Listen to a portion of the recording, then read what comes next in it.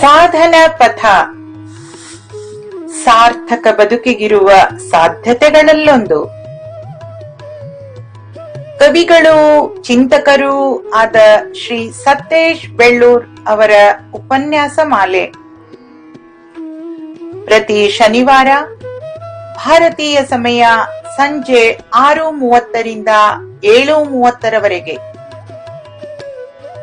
ಏರ್ಮೀಟ್, YouTube ಹಾಗೂ ಫೇಸ್ಬುಕ್ಗಳಲ್ಲಿ ನೇರ ಪ್ರಸಾರ.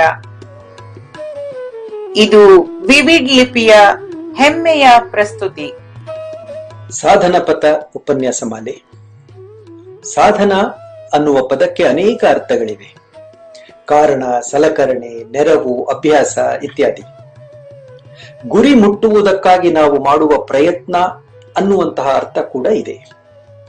ಬಾಳ ಗುರಿಯೊಂದನ್ನು ನಾವು ಮುಟ್ಟಬೇಕು ಅಂತಂದ್ರೆ ಅದರೆಡೆಗೆ ನಮ್ಮ ಪ್ರಾಮಾಣಿಕವಾದಂತಹ ಒಂದು ಪ್ರಯತ್ನ ಇರಬೇಕು. ಅದೇ ಮುಖ್ಯ. ಇಂತಹ ಪ್ರಯತ್ನಗಳ ಒಂದು ಸಮುಚ್ಚಯ, ಇಂತಹ ಪ್ರಯತ್ನಗಳ ಒಂದು ಸಮ್ಮಿಲನ, ಇಂತಹ ಪ್ರಯತ್ನಗಳ ಉಲ್ಲೇಖವೇ ಸಾಧನ ಪಥ ಉಪನ್ಯಾಸ ಮಾಲೆಯ ಸದುದ್ದೇಶ. ಇಲ್ಲಿ ವ್ಯಕ್ತವಾಗತಕ್ಕಂತಹ ಚಿಂತನೆಗಳು ಅವು ಮಾತ್ರ ಬಾಳ ಗುರಿಯನ್ನ ಮುಟ್ಟುವುದಕ್ಕೆ ಇರತಕ್ಕಂತಹ ಸಾಧನ ಅಂತ ಖಂಡಿತವಾಗಿಯೂ ಅಲ್ಲ.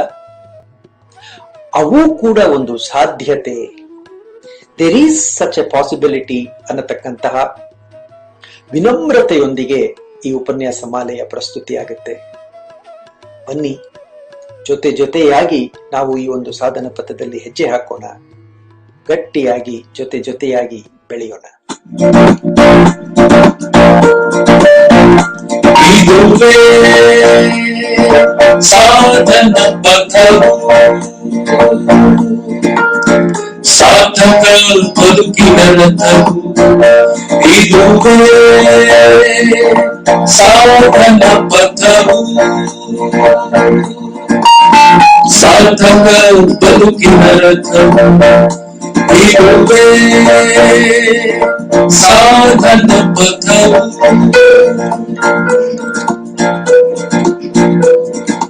ನಡುವ ಹಾದಿಯಲ್ಲಿ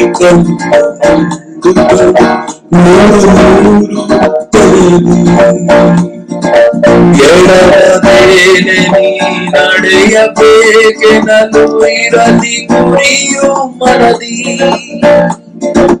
ಗುರಿಯ ಸಾಧಿಸುವ ಯತ್ನವೆಂದಿಗೂ ನಿಲ್ಲದೇನೆ ಛಲವು. ತರುವುದದುವೆಯ ದೈವ ಕೃಪೆಯನ್ನು, ಅದುವೆ ನಿನ್ನ ಫಲವು. ಇದುವೇ ಸಾಧನ ಪಥವು, ಸಾರ್ಥಕ ಬದುಕಿನ ರಥವು. ಇದುವೇ ಸಾಧನ ಪಥವು.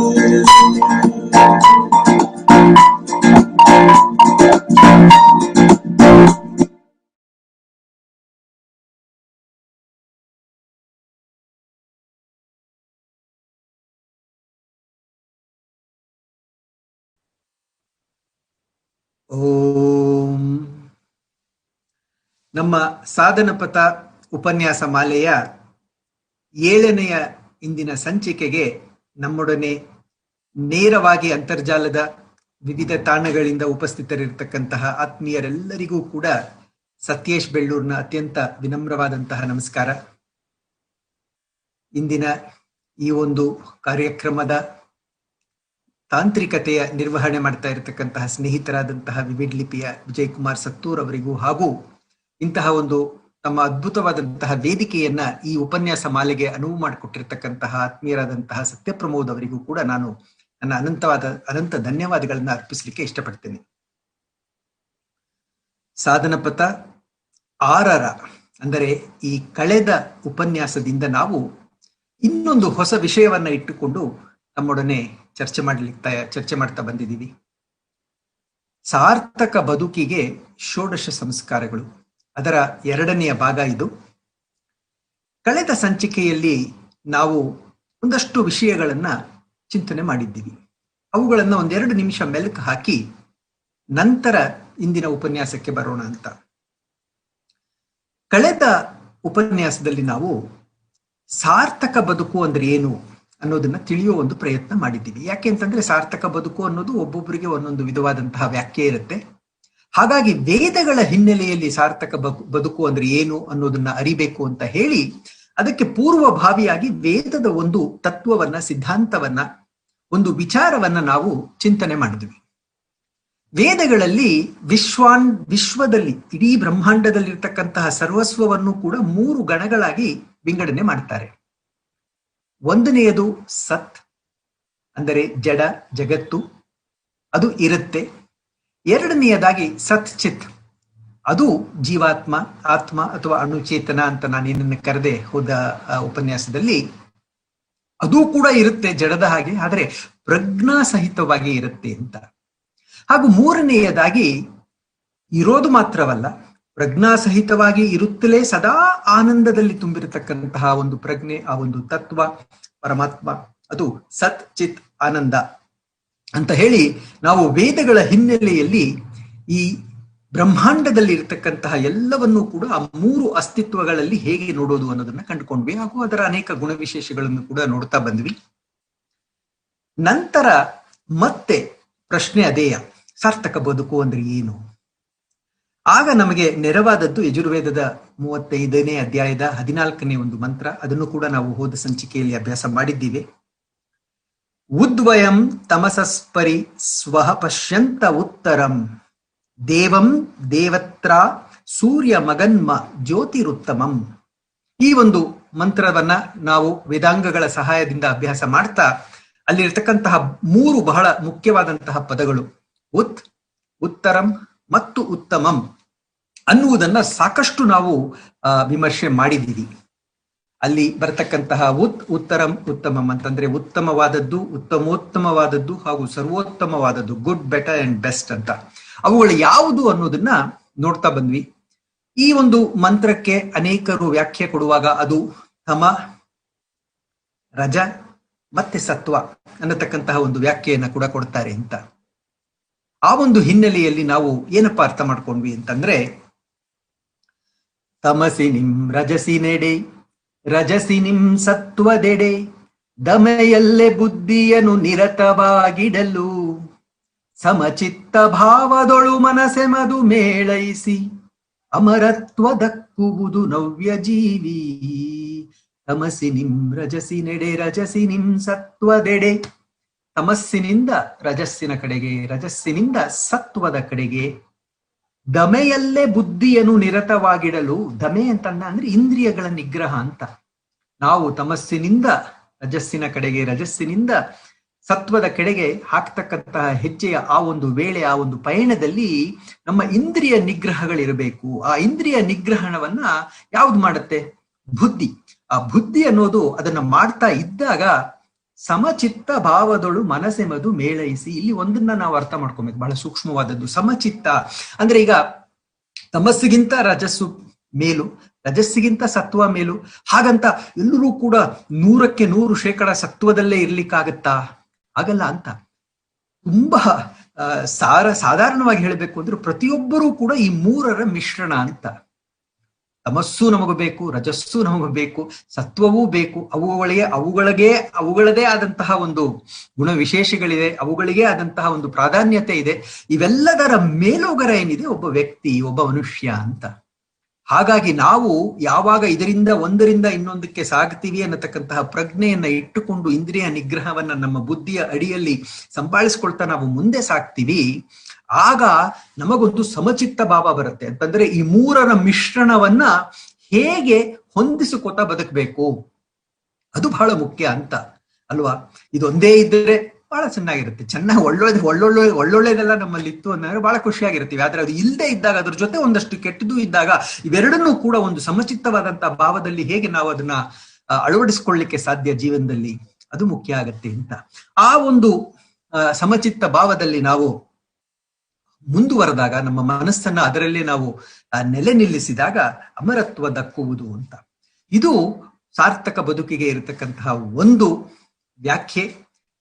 ಇದರ ಜೊತೆಗೆ ನಾವು ವೇದಗಳ ಹಿನ್ನೆಲೆಯಲ್ಲಿ ಸಾರ್ಥಕ ಬದುಕು ಅಂದ್ರೆ ಏನು ಯಾಕೆಂದ್ರೆ ಹೋದ ಸಂಚಿಕೆಯಲ್ಲಿ ಆಗಾಗ್ಲೇ ನಾವು ಸತ್, ಸತ್ಚಿತ್ ಮತ್ತೆ ಆನಂದ ಅನ್ನತಕ್ಕಂತಹ 3 ಅಸ್ತಿತ್ವಗಳ ಬಗ್ಗೆ ತಿಳ್ಕೊಂಡಿರೋದ್ರಿಂದ ಆ ಒಂದು ತಿಳುವಳಿಕೆಯ ಬೆಳಕಿನಲ್ಲಿ ಸಾರ್ಥಕ ಬದುಕು ಅಂದ್ರೆ ಏನು, ವೇದ ಏನನ್ನ ಹೇಳುತ್ತೆ ಅಂತಂದ್ರೆ, ಜಡವನ್ನು ಅರಿಯೋಣ, ಅರಿತು ಮುನ್ನಡೆಯೋಣ, ಒಡನೆ ಆತ್ಮನೊಳು ಸೇರಿ ಮೆರೆಯೋಣ, ತಡ ಮಾಡದೆಯೇ ನಾವು ಪರಮಾತ್ಮನನೆ ಜಪಿಸೆ, ತಡ ಮಾಡದೆಯೇ ನಾವು ಪರಮಾತ್ಮನನೆ ಬಯಸೆ, ಬಿಡುಗಡೆಯೋ ಜೀವಕ್ಕೆ ನವ್ಯ ಜೀವಿ. ಜಡವನ್ನು ಅರಿಯೋಣ, ಜಡ ಸತ್ ಅದನ್ನ ಅರಿತುಕೊಳ್ಳೋಣ. ನಾವು ಹೇಳಿದ್ವಿ ಹೋಗಬೇಕು ಅಂತ ಅಂದ್ರೆ ಹೋಗಬೇಕು ಅನ್ನುವ ಹಿನ್ನೆಲೆಯಲ್ಲಿ ತಿಳ್ಕೋಬೇಕು ಅಂತಕ್ಕಂತಹ ಒಂದು ಆಂತರ್ಯ ಇದೆ ಅಂತ. ಹಾಗಾಗಿ ಜಡವನ್ನ ಅರಿಯೋಣ, ಅರಿತ್ರೆ ಸಾಕ? ಇಲ್ಲ, ಅರಿತು ಮುನ್ನಡೆಯೋಣ, ಅಲ್ಲಿಂದ ಒಂದು ಹೆಜ್ಜೆ ಮುಂದೆ ಬರೋಣಪ್ಪ. ಅಲ್ಲೇನ್ ಸಿಗತ್ತೆ? ಒಡನೆಯೇ ಆತ್ಮನೊಳು ಸೇರಿ ಮೆರೆಯೋಣ. ಜಡವನ್ನೇನೋ ಅರಿತುಕೊಂಡಾಯ್ತು, ಅಲ್ಲಿಂದ ಮುಂದೆ ಬಂದದ್ದಾಯ್ತು. ಈಗ ನಮ್ಮ ಕೆಲಸ ಏನು? ಜೀವಾತ್ಮನನ್ನ ಅರಿತುಕೊಳ್ಳೋದು. ಆಯ್ತಪ್ಪ, ಜೀವಾತ್ಮನನ್ನು ಕೂಡ ಅರಿಯುವಂತಹ ಒಂದು ಪ್ರಯತ್ನವನ್ನು ಮಾಡ್ತಾ ಇದ್ದೇವೆ. ಸಾಕಷ್ಟು ಮಟ್ಟಿಗೆ ತಿಳುವಳಿಕೆ ಮೂಡಿದೆ. ಅಲ್ಲೇ ನಿಲ್ಬೇಕಾ? ಅಲ್ಲೇ ನಿಂತ್ರೆ ಪಯಣ ಮುಗಿಯಲ್ಲ ಅಂತ. ಪಯಣಕ್ಕೆ ನಿಜವಾದಂತಹ ಒಂದು ಮಹತ್ವ ಬರೋದೇ ನಾವು ಅಲ್ಲಿ ನಿಲ್ಲದೆ ಇನ್ನೂ ಒಂದು ಮುಂದೆ ಹೆಜ್ಜೆ ಹಾಕ್ತಾಗ, ತಡ ಮಾಡದೆ ನಾವು ಪರಮಾತ್ಮನನ್ನು ಬಯಸೆ, ಆ ಒಂದು ಪರಮಾತ್ಮ ತತ್ವ ಏನಿದೆ, ಸತ್ ಚಿತ್ ಆನಂದ ಏನಿದೆ, ಅದನ್ನ ನಾವು ಹುಡುಕೋದಾಗಿ, ಆ ಹುಡುಕುವ ಆ ಒಂದು ನಮ್ಮ ಪ್ರಯತ್ನದಲ್ಲಿ ಅದನ್ನ ಅರಿಯೋದಾಗ್ಲಿ, ಆ ಅರಿತುಕೊಳ್ಳತಕ್ಕಂತಹ ಒಂದು ಸಾರ್ಥಕ ಭಾವದ ಆ ಒಂದು ಹಿನ್ನೆಲೆಯಲ್ಲಿ ನಾವು ಅದನ್ನ ಅನುಭವಿಸೋದು ಏನಿದೆಯಲ್ಲ, ಬಿಡುಗಡೆಯೋ ಜೀವಕ್ಕೆ ನವ್ಯ ಜೀವಿ. ಇದು ಜೀವಕ್ಕೆ ಬಿಡುಗಡೆ ಅಂತ. ಬಿಡುಗಡೆ ಅಂತಂತಂದ್ರೆ ಏನು? ಬಿಡುಗಡೆ ಅಂತಂತಂದ ಅಂದ್ರೆ ಅನೇಕ ರೀತಿಗಳಲ್ಲಿ ವ್ಯಾಖ್ಯಾನ ಮಾಡ್ತಾರೆ.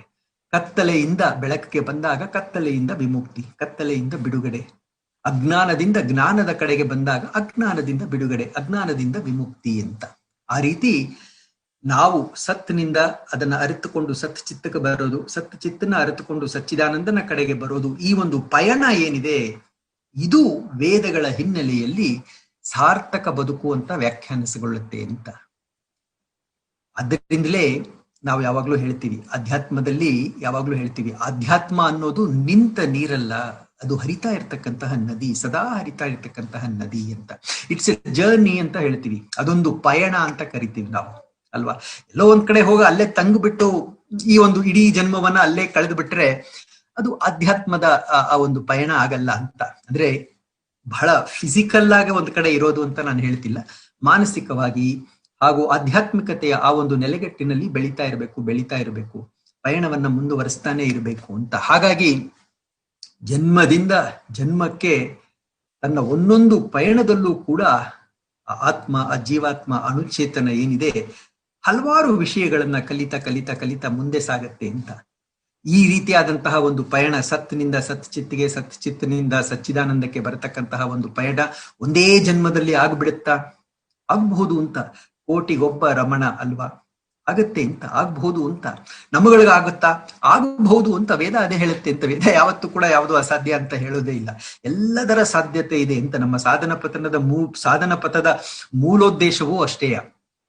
ಎಲ್ಲ ರೀತಿಯಾದಂತಹ ಸಾಧ್ಯತೆಗಳನ್ನು ನಾವು ವಿಮರ್ಶೆ ಮಾಡೋದು ಯಾವ ಒಂದು ವಸ್ತುನಿಷ್ಠವಾದಂತಹ ರೀತಿಯಲ್ಲಿ ಅಂತ. ಹಾಗಾಗಿ ಯಾವುದನ್ನ ವೇದ ಸಾರ್ಥಕ ಬದುಕು ಅಂತ ಕರೀತಾ ಇದೆಯೋ ಅಂತಹ ಒಂದು ಸಾರ್ಥಕ ಬದುಕಿಗೆ ವೇದ ನಮಗೆ ಏನನ್ನ ಕೊಟ್ಟಿದೆ? ಇದು ಈಗ ನಾವು ಕಂಡುಕೊಳ್ಬೇಕಾದಂತಹ ಪ್ರಶ್ನೆ.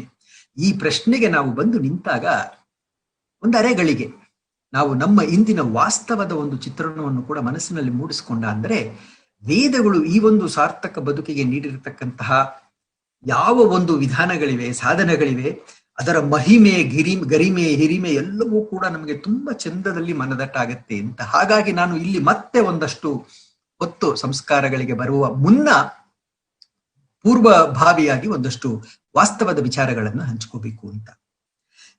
ನಮಗೆ ಇವತ್ತು ಶಿಕ್ಷಣ ಅನ್ನೋದು ಸಿಗ್ತಾ ಇರೋದು ಶಾಲಾ ಕಾಲೇಜುಗಳಲ್ಲಿ. ಹೌದು, ಮನೆಗಳಲ್ಲೂ ಕೂಡ ತಂದೆ ತಾಯಂದಿರಿಗಿಂದ ಸಿಗ್ತಾ ಇದೆ, ಗುರು ಹಿರಿಯರಿಂದ ನಮ್ಮ ಬದುಕಿನ ಬೇರೆ ಬೇರೆ ಹಂತಗಳಲ್ಲಿ ದೊರಕ್ತಾ ಇದೆ, ಇಲ್ಲ ಅಂತ ನಾನು ಹೇಳ್ತಿಲ್ಲ. ಆದ್ರೆ ಪ್ರಮುಖವಾಗಿ ನಮಗೆ ಶಿಕ್ಷಣ ಅಂದ್ರೆ ಶಾಲಾ ಕಾಲೇಜುಗಳಲ್ಲಿ ಸಿಗುವುದು ಅಂತ. ಬದುಕನ್ನ ಸಾರ್ಥಕಗೊಳಿಸಿಕೊಳ್ಳಬೇಕು ಹೇಗೆ ಅನ್ನತಕ್ಕಂತಹ ಪ್ರಶ್ನೆಯನ್ನೇ ಕೇಳದಂತಹ ಇಂದಿನ ನಮ್ಮ ಶಿಕ್ಷಣ ಪದ್ಧತಿಯಲ್ಲಿ ಅದಕ್ಕೆ ಬೇಕಾದಂತಹ ಶಿಕ್ಷಣ ಲಭ್ಯವೇ? ಇದು ನಾವು ಬಹಳ ಮುಖ್ಯವಾಗಿ ಕೇಳಬೇಕಾದಂತಹ ಪ್ರಶ್ನೆ ಇಲ್ಲಿ ಅಂತ ನನಗನ್ಸುತ್ತೆ. ಖಂಡಿತವಾಗಿಯೂ ಇಲ್ಲ. ಇಂತಹ ಒಂದು ಶಿಕ್ಷಣ ನಮಗೆ ಇಂದಿನ ಒಂದು ಶಿಕ್ಷಣ ಪದ್ಧತಿಯಲ್ಲಿ ಸಿಗುತ್ತಾ ಇಲ್ಲ ಅಂತಲೇ ಹೇಳಬೇಕು ಅಂತ. ನಾವು ಒಂದು ಪದವನ್ನ ಬಳಸ್ತೀವಿ. ಏನು? ಲಿಟರಸಿ ಅನ್ನೋ ಒಂದು ಪದವನ್ನ ಬಳಸ್ತೇವೆ ಅಲ್ವಾ? ಲಿಟರಸಿ ಅಂತಂದ್ರೆ ಲಿಟರೇಟಸ್ ಅಂತ ಒಂದು ಲ್ಯಾಟಿನ್ ಪದದ ಮೂಲದಿಂದ ವ್ಯುತ್ಪತ್ತಿ ಆಗಿರತಕ್ಕಂತಹ ಇಂಗ್ಲಿಷ್ ಪದ. ಅದರ ನಿಜವಾದ ಅರ್ಥ ಏನು ಗೊತ್ತಾ? ಲರ್ನೆಡ್ ಅಂತ, ತಿಳಿದವ ಅಂತ. ಅದು ಲಿಟರಸಿ ಅಂತ. ಆದ್ರೆ ನಾವಿವತ್ತು ನಮ್ಮ ಶಿಕ್ಷಣ ಪದ್ಧತಿಯಲ್ಲಿ ಅಥವಾ ನಮ್ಮ ವಾಸ್ತವ ಜಗತ್ತಿನಲ್ಲಿ ನಾವು ಲಿಟರಸಿ ಅನ್ನೋ ಪದಕ್ಕೆ ಕೊಟ್ಟಿರತಕ್ಕಂತಹ ಅರ್ಥ ಏನು ಗೊತ್ತಾ? ಅಕ್ಷರಸ್ಥ ಅಂತ. If somebody knows how to read and write, then we call him a literal. He doesn't have to be learned ಅಂತ ಅಲ್ವಾ? ಅದು ಈಗ ಪ್ರಸ್ತುತ ಪರಿಸ್ಥಿತಿಯಲ್ಲಿ ಇನ್ನೂ ಒಂದು ಹಂತವನ್ನ ಮೀರಿ ಈಗ ಒಂದು 40-50 ವರ್ಷಗಳಿಂದ ಈಚೆಗೆ ಭಾರತದಲ್ಲಿ ಬರೆಯೋದನ್ನ ಬಿಡಿ, ಓದಕ್ ಬಂದ್ರೆ ಅವನು ಅಕ್ಷರಸ್ಥ ಅಂತ. ನಮ್ಮ ಸೆನ್ಸಸ್ ಗಳೆಲ್ಲ ಹಾಗೆ. ನಿಂಗೆ ಓದಕ್ ಬರುತ್ತೇನಪ್ಪಾ, ನಿನಗೆ ಸೈನ್ ಮಾಡ್ಲಿಕ್ಕೆ ಬರ್ದೇ ಇದ್ರೂ ಪರವಾಗಿಲ್ಲ, ಓದಕ್ ಬಂದ್ರೆ ನೀನೊಬ್ಬ ಅಕ್ಷರಸ್ಥ ಅಂತ. ಖಂಡಿತವಾಗಿಯೂ ಅದನ್ನ ನಾನು ತಪ್ಪು ಅಂತ ಹೇಳ್ತಾ ಇಲ್ಲ. ಅದನ್ನ ಖಂಡಿತವಾಗಿಯೂ ಇನ್ಯಾವುದೇ ಒಂದು ವಿಷಯದಲ್ಲಿ ನಾನು ಅದನ್ನ ಹೇಳ್ತಾ ಇಲ್ಲ. ಅನೇಕರಿಗೆ ಓದು ಬರಹ ಅನ್ನೋದು ಪಾಪ ಅನೇಕ ಕಾರಣಗಳಿಂದಾಗಿ ತಮಗೆ ಮೈಗೂಡಿಸ್ಕೊಳ್ಳಿಕ್ಕೆ ಆಗಿಲ್ಲದೆ ಇರಬಹುದು. ಆದರೆ ನಾನಿಲ್ಲಿ ಏನನ್ನ ಹೇಳ್ತಾ ಇದ್ದೇನೆ ಅಂದ್ರೆ, ಲರ್ನೆಡ್ ಅನ್ನತಕ್ಕಂಥ ಅರ್ಥವಿರತಕ್ಕಂತಹ ಲಿಟರಸಿಯನ್ನ ನಾವು ಬಟ್ಟಿ ಇಳಿಸಿ ಓದಕ್ಕೆ ಬರೆಯಕ್ಕೆ ಬರೋನು ಅಂತ ಹೇಳ್ತಾ ಮತ್ತೆ ಅದನ್ನ ಬಟ್ಟಿ ಇಳಿಸಿ ಓದಕ್ಕೆ ಬರೋನು ಅಷ್ಟೇ ಅಂತಂದ್ರೆ ಒಂದು ವಿಶಾಲವಾದಂತಹ ಒಂದು ವಿಚಾರ ಏನಿದೆ ಅದನ್ನ ನಾವು ಆದಷ್ಟು ಕೂಡ ಸಂಕುಚಿತಗೊಳಿಸ್ಬಿಟ್ಟಿದ್ದೀವಿ. We have shrunk that very idea into a non existence ಅಂತ. ಇದು ಮುಖ್ಯ ಅಂತ ನೋಡಿ. ಲಿಟ್ರಸಿ ಅನ್ನೋ ಒಂದು ಪದವನ್ನೇ ನಾವು ತೆಗೆದುಕೊಂಡ್ರೆ ಅದಕ್ಕೆ ಇರತಕ್ಕಂತಹ ಧ್ಯೇಯ ಏನು ಅನ್ನೋದನ್ನೇ ನಾವು ಪೂರೈಸದೆ ಅದನ್ನ ಆದಷ್ಟು ಸರಳೀಕರಿಸಿ ಓದದವನ್ ಸಾಕು ಅವನೇ ಲಿಟರೇಟ್ ಅಂತ ಹೇಳುವಂತ ಒಂದು ಮಟ್ಟಕ್ಕೆ ನಾವು ಬರ್ತೀವಿ ಅಂದ್ರೆ, ಇನ್ನು ನಮ್ಮ ಸಾರ್ಥಕ ಬದುಕು ಅನ್ನೋದನ್ನ ಡಿಫೈನ್ ಮಾಡಿ ಅದಕ್ಕೆ ಬೇಕಾದಂತಹ ಒಂದು ಶಿಕ್ಷಣವನ್ನ ಈ ಪದ್ಧತಿ ನಮಗೆ ಕೊಡ್ಲಿಕ್ಕೆ ಸಾಧ್ಯವಾ ಅಂತ. ಇದು ನಾನು ಎತ್ತಾ ಇರತಕ್ಕಂತಹ ಪ್ರಶ್ನೆ ಅಷ್ಟೇ. ಅದನ್ನ ದಯವಿಟ್ಟು ತಾವು ತಮ್ಮ ಮನಸ್ಸಿನಲ್ಲಿ ತಂದುಕೊಂಡು ಅದರ ಬಗ್ಗೆ ಒಂದಷ್ಟು ಚಿಂತನೆಗಳನ್ನು ಮಾಡಬೇಕು ಅಂತ. ಇನ್ನು ಎಜುಕೇಶನ್ ಅಂತ ಹೇಳ್ತೀವಪ್ಪ. ಏನ್ ಎಜುಕೇಶನ್ ಅಂದ್ರೆ, ಎಜುಕೇಶಿಯೋ ಅಂತ ಹೇಳಿ ಲ್ಯಾಟಿನ್ ಪದ, ಅದರ ಮೂಲ ಎಟಿಮಾಲಜಿ ನೋಡ್ತಾ ಹೋಯ್ತು ಅಂದ್ರೆ ಏನ್ ಅರ್ಥ? To teach and to train ಅಂತ ಅಲ್ವಾ? ಹೇಳಿಕೊಡ್ಬೇಕು, ಟು ಟ್ರೈನ್, ಅಭ್ಯಾಸ ಮಾಡಿಸ್ಬೇಕು ಅಂತ. ಎಲ್ಲಿದೆ ಇವತ್ತು ಅಭ್ಯಾಸ ಕ್ರಮ ನಮ್ಮ ಶಿಕ್ಷಣ ಪದ್ಧತಿಯಲ್ಲಿ ಅಲ್ವಾ? ನಾವು ಇವತ್ತು ಹೇಳ್ಕೊಳ್ತಿರೋದು ಏನು? ಸ್ವಲ್ಪ ಮಟ್ಟಿಗೆ ಏನೋ ಒಂದಷ್ಟು ವಿಚಾರಗಳನ್ನು ಹೇಳ್ಕೊಡ್ತಿದ್ದೀವಿ. ಆದ್ರೆ ಆ ವಿಚಾರಗಳನ್ನ, ಯಾವ ಒಂದು ವಿಚಾರಗಳನ್ನ ನಾವು ಹೇಳ್ಕೊಡ್ತಾ ಇದೀವೋ ಅದು ಏನಿವತ್ತು ನಮ್ಮ ಶಿಕ್ಷಣ ಕ್ರಮದಲ್ಲಿ? ನನಗನ್ಸುತ್ತೆ it is predominantly vocational in nature ಅಂತ. Predominantly vocational in nature. ಅದು ವೃತ್ತಿಪರನಾದಂತಹ ವಿದ್ಯಾಭ್ಯಾಸವನ್ನ ನಾವು ಇವತ್ತು ನಮ್ಮ ಮಕ್ಕಳಿಗೆ ಕೊಡ್ತಾ ಇದ್ದೀವಿಯೇ ಹೊರತು ಮತ್ತೆ ಎಜುಕೇಶನ್ ಅನ್ನತಕ್ಕಂತಹ ಒಂದು ತಳಹದಿಯಲ್ಲಿ ಸಾರ್ಥಕ ಬದುಕು ಅಂದ್ರೆ ಏನು, ಅದಕ್ಕೆ ಏನು ಶಿಕ್ಷಣ ಬೇಕು ಅದನ್ನು ನಾವು ಖಂಡಿತವಾಗಿಯೂ ಕೊಡ್ತಾ ಇಲ್ಲ. ಯೋಚನೆ ಮಾಡಿ ನೋಡಿ, ನಾನು ಹೇಳೋದ್ರಲ್ಲಿ ಏನಾದ್ರೂ ತಪ್ಪಿದೆಯಾ ಅಂತ. ನಿಮ್ಮ ಅನುಭವಕ್ಕೆ, ನಿಮ್ಮ ವಿಶ್ಲೇಷಣೆಗೆ ಇದು ಎಟಕತ್ತೆ ಅಂತ. ಶಿಕ್ಷಣ ಅಂತ ಹೇಳಿದೆ. ಶಿಕ್ಷಣ ಅನ್ನೋ ಪದಾನು ಕೂಡ ನಾವು ನೋಡ್ಬಿಡೋಣ. ಲಿಟರಸಿ ಮತ್ತೆ ಎಜುಕೇಶನ್ ಅನ್ನೋ ಪದ ನಾನು ಯಾಕೆ ಬಿಡಿಸ್ತಾ ಹೋದೆ ಅಂತಂದ ಅಂದ್ರೆ, ಹೇಗೆ ಅದರ ಮೂಲೋದ್ದೇಶಗಳನ್ನು ಕೂಡ ನಾವು ಅಷ್ಟೊಂದು ಸರಳೀಕರಿಸ್ಬಿಟ್ಟಿದ್ದೀವಿ ಅಂತ. ಇನ್ನು ಶಿಕ್ಷಣ ಅಂತಂದ್ರೆ ಏನು? ಶಿಕ್ಷ ವಿದ್ಯೋಪಾದಾನೆ ಅಂತ ಹೇಳಿ ಧಾತು ಅಂತಂದ್ರೆ ಅಧ್ಯಯನ ಮಾಡು, ಅಭ್ಯಾಸ ಮಾಡು, ಟು ಲರ್ನ್, ಟು ಪ್ರಾಕ್ಟಿಸ್. ಇದು ಶಿಕ್ಷಣ ಅನ್ನೋದಕ್ಕೆ ಮೂಲದಲ್ಲಿ ಇರತಕ್ಕಂತಹ ಅರ್ಥ. ಇವತ್ತು ನಮ್ಮ ಶಿಕ್ಷಣ ಪದ್ಧತಿಯಲ್ಲಿ ಇದಕ್ಕೆ ನಾವು ಅನುವು ಮಾಡಿಕೊಟ್ಟಿದ್ದೇವಾ? ಇದಕ್ಕೆ ನಾವು have we provided in any which way possible a platform through which we are able to provide the same ಶಿಕ್ಷಣ ಆಸ್ ಇಟ್ ಮೀನ್ಸ್? ಇಲ್ಲ ಅಂತಾನೆ ಅನ್ಸುತ್ತೆ. ಖಂಡಿತವಾಗಿಯೂ we can not say yes to this from whichever way we feel is right. ಆಗೋದಿಲ್ಲ ಅಂತ ಅಲ್ವಾ? ಅಧ್ಯಯನಶೀಲತೆಯೇ ಇಲ್ಲವಾಗಿದೆ ಇವತ್ತಿನ ವಿದ್ಯಾಭ್ಯಾಸದಲ್ಲಿ ಅಂತ. ಯಾಕೆ ಅಂತಂದ್ರೆ everything is being spoon Fed ಅಂತ. LKG ಇಂದ ಶುರುವಾಗುತ್ತೆ ಸ್ಪೂನ್ ಫೀಡಿಂಗ್. ಅಧ್ಯಯನಶೀಲತೆಯೇ ಇಲ್ಲವಲ್ಲ. ಇನ್ನು ನಾವು ಶಿಕ್ಷಣದ ಮೂಲ ಉದ್ದೇಶವಾದಂತಹ ಅಧ್ಯಯನ ಮಾಡು, ಅಭ್ಯಾಸ ಮಾಡು ಅನ್ನತಕ್ಕಂತಹ ಒಂದು ಪ್ರಕ್ರಿಯೆಯನ್ನ ಜಾರಿಗೊಳಿಸಬೇಕು ಅನ್ನತಕ್ಕಂತಹ ಆಸ್ಪದವೇ ಇಲ್ಲವಾಗ್ಬಿಟ್ಟಿದೆಯಲ್ಲ ಇವತ್ತಿನ ಶಿಕ್ಷಣ ಪದ್ಧತಿಯಲ್ಲಿ ಅಂತ. ಶಿಕ್ಷ ವಿದ್ಯೋಪಾದನೆ ಧಾತು, ಆದರೆ ಅದಕ್ಕೆ ನಿರುಕ್ತದಲ್ಲಿ ಇನ್ನೂ ಒಂದು ಅದ್ಭುತವಾದಂತಹ ಒಂದು ಡೆಫಿನೇಷನ್ ಅನ್ನ ಕೊಡ್ತಾರೆ ವಿದ್ಯೆ ಅನ್ನೋದಕ್ಕೆ. ಏನು ವಿದ್ಯೆ ಅಂತಂತಂದ್ರೆ ಅದು ಧಾತುವಿನ ಪ್ರಕಾರ ವಿದ್ ಜ್ಞಾನೆ, ಜ್ಞಾನ ನಾಲೆಡ್ಜ್, ಅದೇ ವಿದ್ಯಾ, ದಟ್ ಈಸ್ ಎಜುಕೇಶನ್ ಅಂತ. ಆದ್ರೆ ಅದಕ್ಕೆ ಇನ್ನೊಂದು ನಿರುಕ್ತದ ಒಂದು ಅದ್ಭುತವಾದಂತಹ ವ್ಯಾಖ್ಯಾನ ಏನಪ್ಪಾ ಅಂದ್ರೆ ಸಾ ವಿದ್ಯಾಯ ವಿಮುಕ್ತಯೇ, ಸಾ ವಿದ್ಯಾಯ ವಿಮುಕ್ತಯೇ, ಯಾವುದರಿಂದ ನಮಗೆ ವಿಮುಕ್ತಿ ಬಿಡುಗಡೆ ದೊರೆಯುತ್ತದೋ ಅದು ವಿದ್ಯೆ ಅಲ್ವಾ. ಇದು ಜ್ಞಾನೆ. ಒಂದಷ್ಟು ಜ್ಞಾನ ಇವತ್ತಿನ ನಮ್ಮ ಶಿಕ್ಷಣ ಪದ್ಧತಿಯಿಂದ ಸಿಗ್ತಾ ಇದೆ, ಇಲ್ಲ ಅಂತ ಹೇಳ್ತಿಲ್ಲ. ವಿಜ್ಞಾನದ ವಿಷಯವಾಗಿ ಒಂದಷ್ಟು ಜ್ಞಾನ, ಮಾಹಿತಿ, ಜ್ಞಾನ ಅನ್ನೋದಕ್ಕಿಂತ ಹೆಚ್ಚಾಗಿ ಮಾಹಿತಿ, ದ ಡೇಟಾ, ಇನ್ಫಾರ್ಮೇಶನ್ ಖಂಡಿತವಾಗಿಯೂ ಸಿಗ್ತಾ ಇದೆ. ಆದರೆ ಯಾವ ಒಂದು ವಿದ್ಯೆಯಿಂದ ವಿಮುಕ್ತಿ ಅನ್ನತಕ್ಕಂತಹ ಆ ಒಂದು ಸಾರ್ಥಕ ಪಥ, ಅದರ ಆ ಒಂದು ಪಥದಲ್ಲಿ ಸಾಗಬೇಕಾದಂತಹ ಒಂದು ಪಯಣದ ಅರಿವು ಖಂಡಿತವಾಗಿಯೂ ನಮಗೆ ಇಂದಿನ ಶಿಕ್ಷಣ ಪದ್ಧತಿಯಲ್ಲಿ ಸಿಗ್ತಾ ಇಲ್ಲ ಅಂತ. ಹಾಗಿದ್ರೆ ವಿಮುಕ್ತಿ ಬಿಡುಗಡೆ ಅಂತಂದ್ರೆ ಯಾವುದರಿಂದ ವಿಮುಕ್ತಿ ಅಂತಂದ್ರೆ ಮೂಲದಲ್ಲಿ ಹೇಳೋದಿಷ್ಟೇಯ, ಬಂಧನಗಳಿಂದ ವಿಮುಕ್ತಿ ಅಂತ ಒಂದು ತೆರನಾದಂತಹ ಚಿಂತನೆಯುಳ್ಳಂತಹ ಜನ ಹೇಳ್ತು ಅಂದ್ರೆ ವೇದಗಳ ಹಿನ್ನೆಲೆಯಲ್ಲಿ ಅಜ್ಞಾನದಿಂದ ವಿಮುಕ್ತಿ ಅಂತ. ಅಜ್ಞಾನದಿಂದ ಜ್ಞಾನದ ಕಡೆ ಹೆಜ್ಜೆ ಹಾಕೋದು ಏನಿದೆ ಅದೇ ಮೂಲದಲ್ಲಿ, ಅದೇ ಒಟ್ಟಿನಲ್ಲಿ, ಅದೇ ಸಮಗ್ರದಲ್ಲಿ ವಿದ್ಯೆ ಅನ್ನತಕ್ಕಂತಹ ಒಂದು ವ್ಯಾಖ್ಯೆಯನ್ನ ವೇದ ನಮಗೆ ಕೊಡುತ್ತೆ ಅಂತ. ಇನ್ನೊಂದು ಅರ್ಥದಲ್ಲಿ ಶಿಕ್ಷಣ ಅಂತಂತಂದ ಅಂದ್ರೆ ಕೇವಲ ಈ ಒಂದು ಬಂಧನದಿಂದ ವಿಮುಕ್ತನಾಗತಕ್ಕಂತಹ ವಿಷಯ ಮಾತ್ರ ಅಲ್ಲ, ಅದರ ಜೊತೆಗೆ ಇನ್ನೊಂದು ಅಂಶ ಕೂಡ ಇರಬೇಕು ಅಂತ. ಏನದು ಅಂತಂದ್ರೆ ಅನುಕಂಪ ಇರಬೇಕು ಅಂತ. ಅನುಕಂಪ ಇರಬೇಕು. ನಾವು ಬದುಕಿದ್ದೇವೆ, ನಮ್ಮ ತರಹವೇ ಬದುಕ್ತಾ ಇರತಕ್ಕಂತಹ ನೂರಾರು ಸಹಸ್ರಾರು ಕೋಟಿ ಜೀವಿಗಳಿವೆ. ಎಲ್ಲದರ ಬಗ್ಗೆ ಒಂದು ಅನುಕಂಪ ನಮಗಿರಬೇಕು. ಇನ್ನೊಬ್ಬರಿಗೆ ತೊಂದರೆ ಆಗದ ಹಾಗೆ, ಇನ್ನೊಂದು ಜೀವಿಗೆ ಯಾವುದೇ ರೀತಿಯಲ್ಲಿ ತೊಂದರೆ ಆಗದ ಹಾಗೆ ನಾವು ನಮ್ಮ ಬದುಕನ್ನ ನಡೆಸ್ತು ಅಂದ್ರೆ ನೋಡಪ್ಪ ಇವ ಶಿಕ್ಷಣವನ್ನ ಹೊಂದಿದ್ದಾನೆ ಅಂತ ಹೇಳಬಹುದು ಅಂತ. ಇದಕ್ಕೆ ಒಂದು ಅದ್ಭುತವಾದಂತಹ ದೃಷ್ಟಾಂತವನ್ನ ನಮ್ಮ ವೇದಗುರುಗಳು, ವೇದಾಚಾರ್ಯರಾದಂತಹ ಶ್ರೀ ಸುಧಾಕರ್ ಶರ್ಮರ ಮಗಳು ಅಮೃತವರ್ಷಿಣಿ ಅಂತ, ಅವರು ಕೂಡ ವೇದಾಧ್ಯಾಯಿಗಳು, ವೇದಾಂಗಗಳನ್ನೆಲ್ಲ ಚೆನ್ನಾಗಿ ಅಭ್ಯಾಸ ಮಾಡಿದ್ದಾರೆ. ಅವರು ಒಮ್ಮೆ ಹೇಳ್ತಾ ಇದ್ರು, ಇದಕ್ಕೊಂದು ಅದ್ಭುತವಾದಂತಹ ದೃಷ್ಟಾಂತ. ತುಂಬಾ ಓದ್ಕೊಂಡಿರ್ತಾನೆ, PhD ಎಲ್ಲ ಮಾಡಿರ್ತಾನೆ. ಅಂತಹವ ಒಬ್ಬ ತನ್ನ ಹಳ್ಳಿಗೆ ಬರ್ತಾನೆ. ಹಳ್ಳಿಗೆ ಬಂದಾಗ ಅಲ್ಲಿ ನದಿಯ ಪಕ್ಕದಲ್ಲಿ ಮರಗಳಲ್ಲಿ ಗೀಜಗ ಗೂಡು ಕಟ್ಟಿರುತ್ತೆ. ಅವನಿಗನ್ಸುತ್ತೆ ಎಷ್ಟು ಚೆನ್ನಾಗಿದೆ ಅಲ್ವಾ ಈ ಗೂಡು, ಗೀಜಗನ ಗೂಡು, ಒಂದೆರಡನ್ನ ಕಿತ್ಕೊಂಡು ಹೋಗಿ ಮನೆಯಲ್ಲಿ ಇಡ್ಬೋದು ಆಸ್ ಎ ಡೆಕೋರೇಟಿವ್ ಐಟಮ್ ಅಂತ ಒಂದು ಚಿಂತನೆ ಬರುತ್ತೆ ಅಲ್ವಾ. ಆಗ ಆ ಚಿಂತನೆಯನ್ನ ಮುಂದಿಟ್ಕೊಂಡು ಅಲ್ಲೇ ಇದ್ದಂತ ಒಬ್ಬ ಹಳ್ಳಿಗನಿಗೆ ಹೇಳ್ತಾನೆ, ನೋಡಯ್ಯ ಅಲ್ಲೊಂದೆರಡು ಗೀಜಗನ ಗೂಡು ಕಿತ್ಕೊಡಯ್ಯ ನನಗೆ. ಆಗ ಅವನು ಹಳ್ಳಿಯವನು ಹೇಳ್ತಾನಂತೆ, ಆಗಲ್ಲ ಸ್ವಾಮಿ, ಕಿತ್ಕೊಡಕ್ ಆಗೋದಿಲ್ಲ ಸ್ವಾಮಿ. ಆಗ ಇವನು ಯೋಚನೆ ಮಾಡ್ತಾನಂತೆ, ಅಯ್ಯೋ ಲಂಚ ಅನ್ನೋದು ಎಲ್ಲಾ ಕಡೆ ಇದೆ, ದುಡ್ಡು ಕೊಡದೆ ಯಾರು ಏನ್ ಮಾಡ್ತಾರೆ ಅಂತ ಹೇಳಿ ಅವ್ನು ಹೇಳ್ತಾನಂತೆ, ಪರವಾಗಿಲ್ಲ ಮಾರ್ಯ, ಕಿತ್ಕೊಡು ಮಾರ್ಯ, ಒಂದ್ 100 ರೂಪಾಯಿ ಕೊಡ್ತೀನಿ.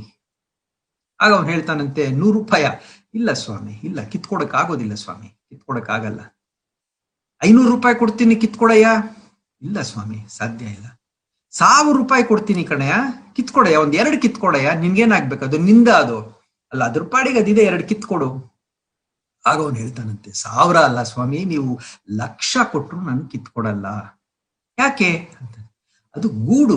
ನಿಮಗೆ ಮನೆ ಹೇಗೋ ಆ ಗೀಜಗ ಪಕ್ಷಿಗೆ ಅದು ಗೂಡು.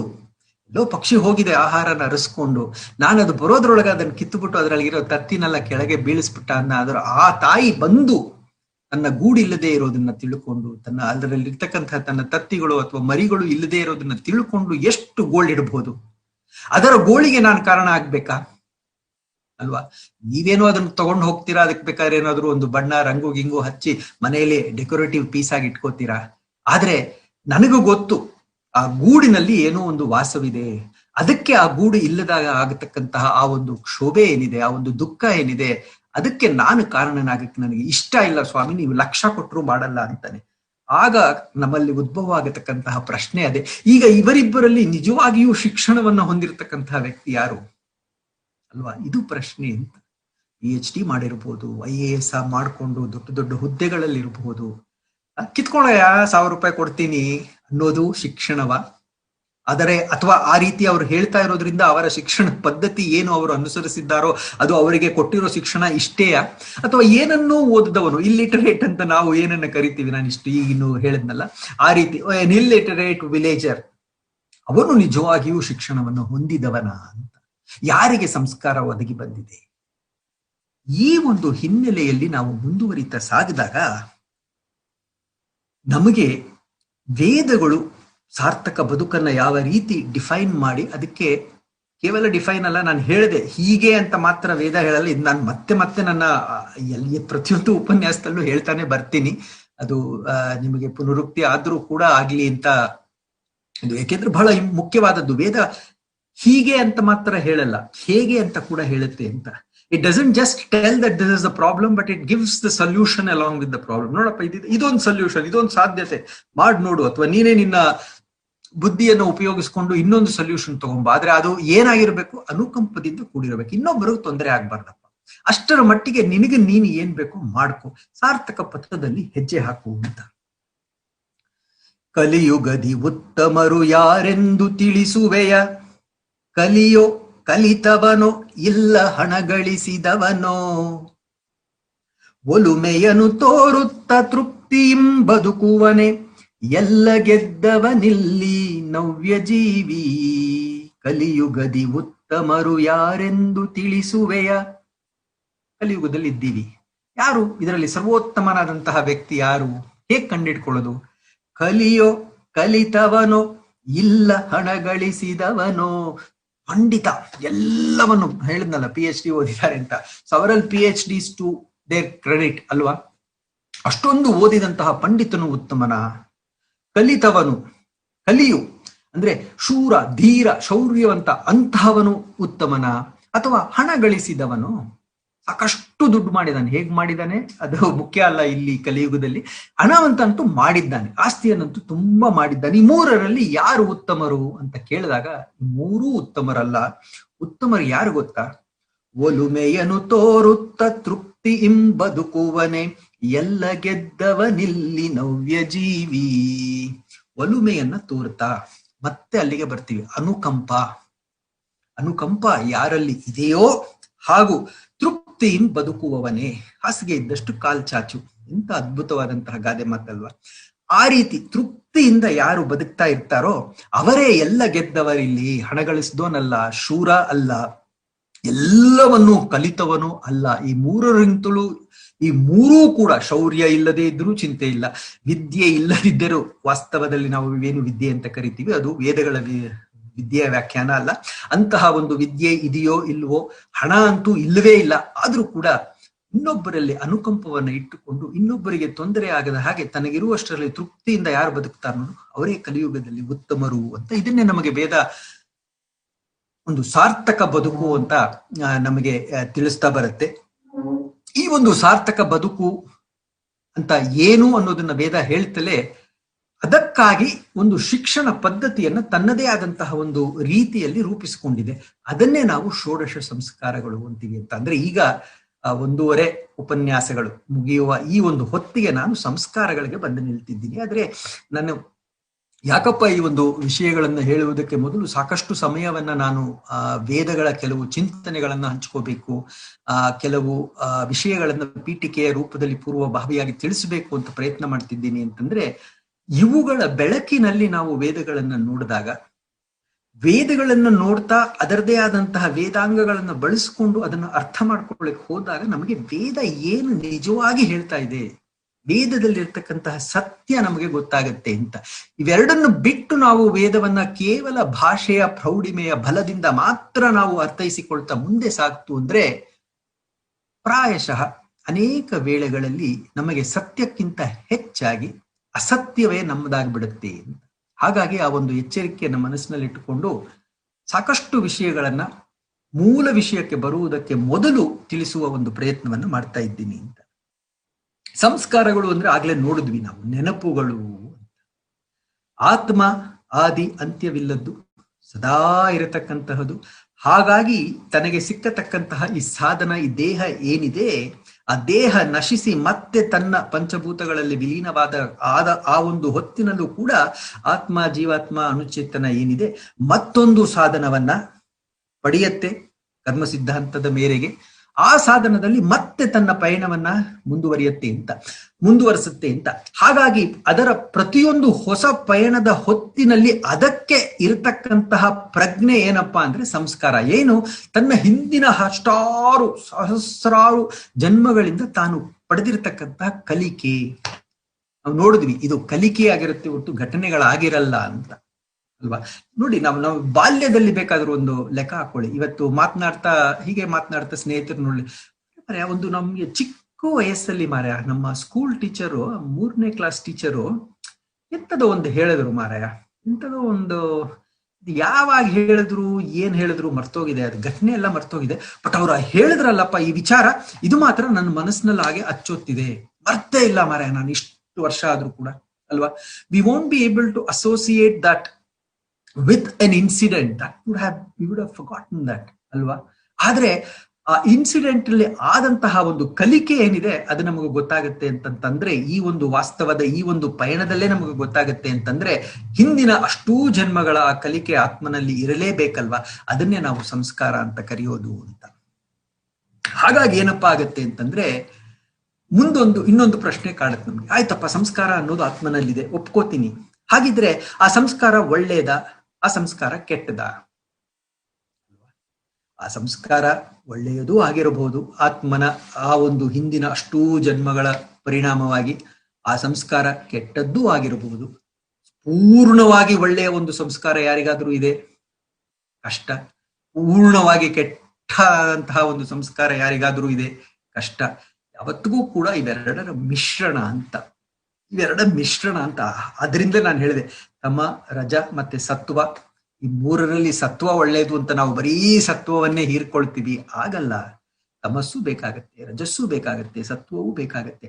ಸತ್ವ ಹೆಚ್ಚಿರಬೇಕು.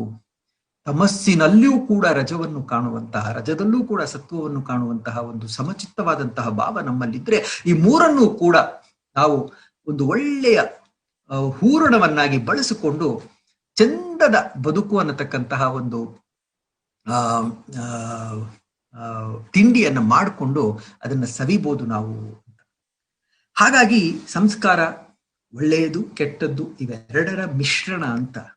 ಹಾಗಿದ್ರೆ ಇದು ಈ ಒಂದು ಆತ್ಮಕ್ಕೆ, ಈ ಒಂದು ಪಯಣದಲ್ಲಿ, ಈ ಒಂದು ಹೊಸ ಪಯಣ ಏನು ಶುರುವಾಗ್ತಾ ಇದೆ ಆತ್ಮನದು, ಇಲ್ಲಿ ಅದಕ್ಕೆ ಸಂಸ್ಕಾರ ಅನ್ನೋದಿದೆ ಅಂತ ಅನ್ನೋದಾದ್ರೆ, ಈ ಪಯಣದ ಸಾರ್ಥಕ ಬದುಕು ಅಂತಂದ್ರೆ ಏನು? ಆ ಸಂಸ್ಕಾರವನ್ನ ತಿದ್ದೋದು ಅಲ್ವಾ. ಆ ಒಂದು ಆಸ್ಪದ ವೇದ ನಮಗೆ ನಮ್ಮ ಈ ಪ್ರಸ್ತುತ ಪಯಣ ಏನಿದೆ ಅದರಲ್ಲಿ ಆತ್ಮನಿಗೆ ಒದಗಿಸಿದೆ ಅಂತ. ಅದನ್ನ if it misses that opportunity, it loses a great opportunity ಅಂತ ಅಲ್ವಾ. ಹಾಗಾಗಿ ಈ ಒಂದು ಪಯಣ ನಮ್ದು ಏನಿದೆ, ಈ ಒಂದು ಪಯಣದಲ್ಲಿ ನಾವು ಆತ್ಮನ ಸಂಸ್ಕಾರವನ್ನ ತಿದ್ದಬೇಕು ಅಂದ್ರೆ ಏನು? ಅಲ್ಲೊಂದಷ್ಟು ಒಳ್ಳೇದಿದೆ, ಅಲ್ಲೊಂದಷ್ಟು ಕೆಟ್ಟದಿದೆ. ನಮಗೂ ಗೊತ್ತು ಅಲ್ವಾ, ಬೇರೆಯವರೇನು ಹೇಳ್ಬೇಕಾಗಿಲ್ಲ. ನಾವು ನಮ್ಮ ಆಂತರ್ಯವನ್ನ ನಾವು ನೋಡ್ತಾ ಕೂರ್ತು ಅಂತಂದ್ರೆ ನಮಗೆ ಗೊತ್ತಾಗುತ್ತೆ ನಮ್ಮಲ್ಲಿರ್ತಕ್ಕಂತಹ ಒಳಿತುಗಳೇನು, ನಮ್ಮಲ್ಲಿರ್ತಕ್ಕಂತಹ ಕೆಡುಕುಗಳೇನು ಅಂತ. ನಮ್ಮಲ್ಲಿ ಯಾವ ಒಳಿತುಗಳಿದೆಯೋ ಆ ಒಳಿತುಗಳನ್ನ ಬಲಪಡಿಸ್ತಾ ಸಾಗ್ಬೇಕು. ನಮ್ಮಲ್ಲಿ ಯಾವ ಕೆಡುಕುಗಳಿದೆಯೋ ಆ ಕೆಡುಕುಗಳನ್ನು ಆದಷ್ಟು ಕೂಡ ಕ್ಷೀಣವಾಗಿಸ್ತಾ, ಸಡಿಲಗೊಳಿಸ್ತಾ ಅಲ್ವಾ ಸಾಗುತ್ತು ಅಂದ್ರೆ the net of this will be that there will be more of good things than the bad things ಅಂತ. That will be a very good combination for anybody's life ಅಂತ ಅದನ್ನೇ ವೇದಗಳು ನಮ್ಗೆ ಹೇಳುತ್ತೆ ಅಂತ. ಹಾಗಿದ್ರೆ ಸಂಸ್ಕಾರ ಅಂತ ಇದೆಯಪ್ಪ, ಸಂಸ್ಕಾರನ ತಿದ್ದಲಿಕ್ಕೆ ಸಾಧ್ಯವಾ? ಇದು ಮುಂದಿನ ಪ್ರಶ್ನೆ. ಪ್ರತಿಯೊಂದು ಹಂತದಲ್ಲೂ ಕೂಡ ಪ್ರಶ್ನೆ ಕೇಳೋದು, ಆ ಪ್ರಶ್ನೆಗೆ ಒಂದು ಉತ್ತರ ಹುಡುಕೊಳ್ತಾ ಮುಂದೆ ಸಾಗೋದು. ಇದೇ ವೇದಗಳನ್ನ ಅರ್ಥ ಮಾಡ್ಕೊಳ್ಳಿಕ್ಕೆ ಇರತಕ್ಕಂತಹ ಅದ್ಭುತವಾದಂತಹ ನಿಯಮ ಅಂತ. ಆಯ್ತು, ಸಂಸ್ಕಾರನ ತಿದ್ದಬೇಕು ಅಂತ ಹೇಳಿದ್ರು, ಸರಿ ಸತ್ಯ ಅಂತ ಅನ್ಕೊಳ್ಳೋದಲ್ಲ. ಸಂಸ್ಕಾರನ ತಿದ್ದಲಿಕ್ಕೆ ಸಾಧ್ಯವಾ ಪ್ರಶ್ನೆ ಕೇಳಬೇಕು ಅಂತ. ಸಾಧ್ಯವಾ ಅಂತಂದ್ರೆ ಸಾಧ್ಯ. ಯಾವುದರಿಂದ ಸಾಧ್ಯ? ಅಲ್ಲಿ ವೇದಗಳು ಬರುತ್ತೆ. ಷೋಡಶ ಸಂಸ್ಕಾರ ಅಂತ ಹೇಳಿ ಶಿಕ್ಷಣದ ರೂಪದಲ್ಲಿ ವೇದಗಳೇ ಕೊಟ್ಟಿದೆ. ಅಂದ್ರೆ ಯಾವುದೋ ಒಂದು ಜೀವನದ ಒಂದು ಹಂತ, ನಾನು ಸ್ಕೂಲಿಗೆ ಸೇರಿದ್ದೀನಪ್ಪ, ಕಾಲೇಜ್ ಬಿಡುವವರೆಗೂ, that is the time when I am going to study. ಹೇಳ್ತಾರಲ್ಲಪ್ಪ, ಒಂದು 10 ವರ್ಷ ಕಷ್ಟಪಟ್ಬಿಡು, ಆಮೇಲೆ ನಿಮ್ ಜೀವನದಲ್ಲಿ ಆರಾಮಾಗಿರ್ಬೋದು ಮಾರ್ಯ, ಇದು ನಮ್ಮ ಪ್ರೆಸೆಂಟ್ ಡೇ ಎಜುಕೇಶನ್ ಅಂತ ಅಲ್ವಾ. 12 ವರ್ಷ PUC ತುಂಬಾ ಇಂಪಾರ್ಟೆಂಟ್ ಮಾರೆ. ಸೆಕೆಂಡ್ PUC ಚೆನ್ನಾಗಿ ಓದ್ಬಿಡು ಅಲ್ವಾ, ನಿನ್ life you are done with your life. SSLC turning point, ಚೆನ್ನಾಗಿ ಓದ್ಬಿಡು, ಎವ್ರಿಥಿಂಗ್ ಇಸ್ ಫೈನ್. 4 ವರ್ಷ MBBS BA ಯಾವ್ದೋ ಒಂದು ಡಿಗ್ರಿ ಮಾಡ್ಕೊಂಡ್ಬಿಡು, ನಿನ್ ಲೈಫ್ ಲಾಂಗ್ ನೀನ್ ಓದೋದೇ ಬೇಡ, ಆರಾಮಾಗಿರ್ಬೋದು ಅಲ್ವಾ. ನಮ್ಮ ಶಿಕ್ಷಣದ ಪದ್ಧತಿ ಇದು. ವೇದಗಳಲ್ಲಿ ಆ ರೀತಿ ಅಲ್ಲ. ನೀನು ಹುಟ್ಟುವುದಕ್ಕೆ ಮೊದಲಿಂದ ನಿನ್ನ ಅಂತ್ಯದವರೆಗೂ ಕೂಡ ಶಿಕ್ಷಣವನ್ನ ಅಲ್ಲಲ್ಲಿ ವೇದ ಕೊಡ್ತಾ ಹೋಗುತ್ತೆ. ಹಾಗಾಗಿ ವೇದಗಳ ಈ ಒಂದು ಶಿಕ್ಷಣ ಏನಿದೆ ಇದು ನಿರಂತರ, ಇದು ಯಾವಾಗ ತುಂಬಾ ಬೇಕು ಅಂತ ಇತ್ತು ಅಂತಹ ಒಂದು ಘಟ್ಟವನ್ನ, ಅಂತಹ ಒಂದು ಸಮಯವನ್ನ ನಿರ್ಧರಿಸಿ ಆ ಹೊತ್ತಿನಲ್ಲಿ ಆ ಹೊತ್ತಿಗೆ ಬೇಕಾದಂತಹ ಶಿಕ್ಷಣವನ್ನು ಒಂದು ಸಂಸ್ಕಾರದ ಮೂಲಕ ವೇದ ನಮಗೆ ಕೊಡುತ್ತೆ ಅಂತ. ನೋಡಿ ಎಷ್ಟು ಅದ್ಭುತವಾಗಿದೆ ಅಲ್ವಾ. ಅಂತಂದ್ರೆ ಏನಾಯ್ತು, ನಾವು ಕಲಿಯೋದು ಯಾವತ್ತು ಇಡೀ ನಮ್ಮ ಜನ್ಮದಲ್ಲಿ ಕಲಿತಾ ಸಾಕ್ತೀವಿ ಅಂತ ಅಲ್ವಾ. ಯಾವುದೋ ಒಂದೆರಡನ್ನ ಸರಿಯಾಗಿ ಕಲೀಲಿಕ್ಕೆ ಆಗ್ಲಿಲ್ಲ, ತೊಂದರೆ ಇಲ್ಲ, ಯಾಕೆ ಮುಂದೊಮ್ಮೆ ಕಲಿಯೋ ಅವಕಾಶ ಇದೆ ಅಂತ. ಕಾಲೇಜ್ನಲ್ಲಿ ಏನೋ ಆಟ ಆಡ್ಕೊಂಡ್ಬಿಟ್ವಿ, ಓದ್ಲಿಲ್ಲಪ್ಪ, ಹೇಗೋ ಪಾಸ್ ಆಗೋಗ್ಬಿಟ್ವಿ, ಮುಂದೇನ್ ಕಲಿಯೋದು, ಕೆಲಸ ಸೇರ್ತು ಸುಮ್ಮನೆ ಆರಾಮಾಗಿರೋಣ, ಇಲ್ಲ ಅಂತ. ವೇದಗಳೇ ಆಯ್ತಪ್ಪ, ತಪ್ಪು ಮಾಡಿರ್ತಾರೆ, ಎಲ್ಲರೂ ತಪ್ಪು ಮಾಡಿರ್ತಾರೆ, ನಿನ್ ಕಾಲೇಜಲ್ಲಿ ಕಲೀಲಿಲ್ವಾ, ಪರವಾಗಿಲ್ಲ. ಮೊದಲ 3-4 ಸಂಸ್ಕಾರಗಳಲ್ಲಿ ನೀನೇನು ಕಲೀಲಿಲ್ವಾ, ಆ ಸಂಸ್ಕಾರ ನಿನಗಾಗ್ಲಿಲ್ವಾ, ಯೋಚನೆ ಇಲ್ಲ. ಇವತ್ತು ನಿನಗೆ ಅದರ ಪ್ರಜ್ಞೆ ಬಂದಿದೆ, ಈ ಹೊತ್ತಿನಿಂದ ಯಾವ್ಯಾವ ಸಂಸ್ಕಾರಗಳಿದೆಯೋ ನಿನಗೆ ಆ ಒಂದು ಸಂಸ್ಕಾರಗಳಲ್ಲಿ ಇರ್ತಕ್ಕಂತಹ ಶಿಕ್ಷಣವನ್ನ ನೀನು ಹೊಂದಿಕೊಂಡ್ರೆ ಅಷ್ಟರ ಮಟ್ಟಿಗೆ, to that extent you are a better off person ಅಂತ ಅಲ್ವಾ. ಇದು ಸಂಸ್ಕಾರಗಳ ಒಂದು ಅದ್ಭುತವಾದಂತಹ ಮಹತ್ವ ಅಂತ. 16 ಸಂಸ್ಕಾರಗಳನ್ನ ನಮ್ಮ ಶಿಕ್ಷಣಕ್ಕಾಗಿ ಅಂತ ವೇದಗಳು ಅತ್ಯಂತ ಕರುಣೆಯಿಂದ, ಅತ್ಯಂತ ಅನುಕಂಪದಿಂದ, ಅಣುಚೇತನಗಳು ಕೂಡ ಆ ಪರಮಾತ್ಮ ತತ್ವವಾದಂತಹ ಆನಂದವನ್ನ ಅನುಭವಿಸುವ ಸ್ಥಿತಿಗೆ ತಲುಪಲಿ ಅನ್ನತಕ್ಕಂತಹ ಒಂದು ಉದಾತ್ತವಾದ ಚಿಂತನೆಯೊಂದಿಗೆ ನಮಗೆ ಕೊಟ್ಟಿವೆ. ಈ 16 ಸಂಸ್ಕಾರಗಳು ಯಾವುದಪ್ಪ ಅಂತಂದ್ರೆ ಗರ್ಭಾಧಾನ, ಪುಂಸವನ, ಸೀಮಂತೋನ್ನಯನ, ಜಾತಕರ್ಮ, ನಾಮಕರಣ, ನಿಷ್ಕ್ರಮಣ, ಅನ್ನಪ್ರಾಶನ, ಚೂಡಾಕರ್ಮ ಅಥವಾ ನಾವೇನು ಚೌಲ ಅಂತ ಕರಿತೇವೆ, ಕರ್ಣವೇದ, ಉಪನಯನ, ವೇದಾರಂಭ, ಸಮಾವರ್ತನ, ವಿವಾಹ, ವಾನಪ್ರಸ್ಥ, ಸನ್ಯಾಸ ಮತ್ತೆ ಕಡೆಯದಾಗಿ ಅಂತ್ಯೇಷ್ಟಿ. ಈ 16 ಪ್ರತಿಯೊಂದಕ್ಕೂ ಕೂಡ ಬೇರೆ ಬೇರೆ ನಮ್ಮ ಬದುಕಿನ ಬೇರೆ ಬೇರೆ ಹಂತದಲ್ಲಿ ಆ ಒಂದು ಸಮಯಕ್ಕೆ, ಆ ಒಂದು ಕಾಲಘಟ್ಟಕ್ಕೆ ನಮಗೆ ಏನು ಶಿಕ್ಷಣ ಬೇಕೋ ಅದನ್ನು ಕೊಡುತ್ತೆ ಅಂತ. ಉದಾಹರಣೆಗೆ ಗರ್ಭಾಧಾನ ಅಂದ್ರೆ ವಿವಾಹ ಆಗಿರತಕ್ಕಂತಹವರು ಗರ್ಭವನ್ನ ಆ ಮಹಿಳೆ ಧರಿಸುವ ಆ ಹೊತ್ತಿನಲ್ಲಿ ಅವರಿಗೆ ಏನು ಒಂದು ಶಿಕ್ಷಣ ಇರಬೇಕು ಅಂತ. ಅದೇ ರೀತಿಯಲ್ಲಿ ಪುಂಸವನ ಅಂದ್ರೆ ಶಕ್ತಿಯನ್ನ ಹೀರಿಕೊಡುವುದು ಅಂತ. ಮಗು 3 ತಿಂಗಳು ಗರ್ಭಿಣಿ ಸ್ತ್ರೀ, 3 ತಿಂಗಳು 4 ತಿಂಗಳಾಗಿದೆ, ಮಗು ಆಗಿನ್ನೂ ರೂಪುಗೊಳ್ತಾ ಇದೆ.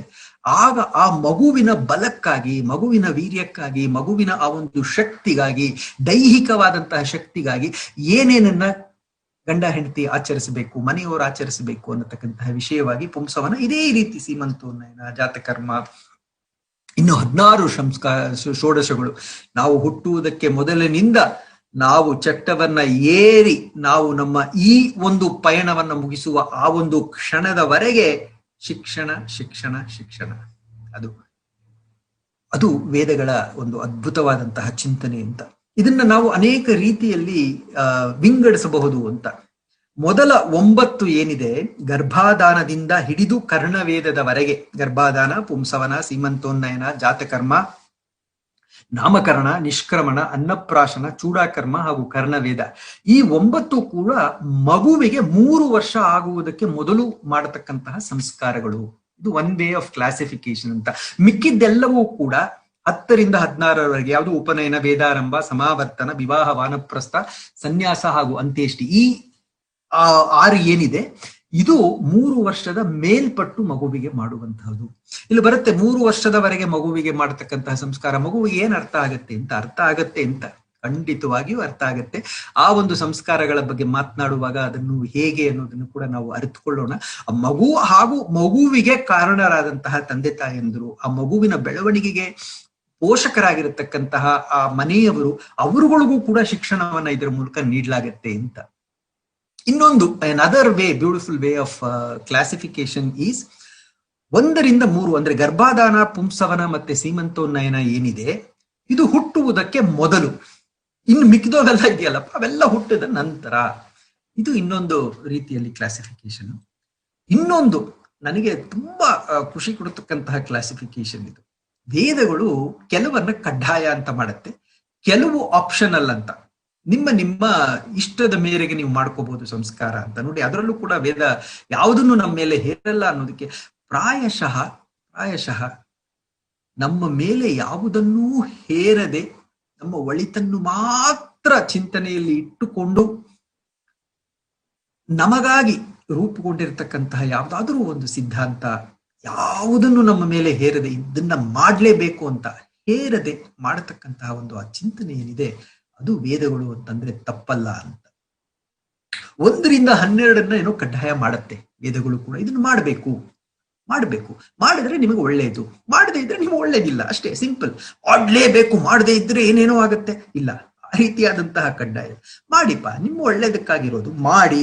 ಯಾವುದು 1ರಿಂದ 12, ಯಾವುದು ಗರ್ಭಾಧಾನದಿಂದ ಸಮಾವರ್ತನದವರೆಗೆ ಪ್ರತಿಯೊಬ್ಬರು, ಸಮಾಜದ ಪ್ರತಿಯೊಬ್ಬರಿಗೂ ಕೂಡ ಈ ಶಿಕ್ಷಣ ಒದಗಬೇಕು ಅನ್ನೋದು ವೇದಗಳ ಒಂದು ಹಂಬಲ. ಅದರ ನಂತರ 3 ವಿವಾಹ, ವಾನಪ್ರಸ್ಥ, ಸನ್ಯಾಸ, ಇದು ನಿಮ್ಮ ಇಚ್ಛೆಗೆ ಬಿಟ್ಟದ್ದು. ವಿವಾಹ ಮಾಡ್ಕೊಳ್ತೀರಾ, ನಿಮ್ಮ ಇಚ್ಛೆಗೆ ಬಿಟ್ಟದ್ದು.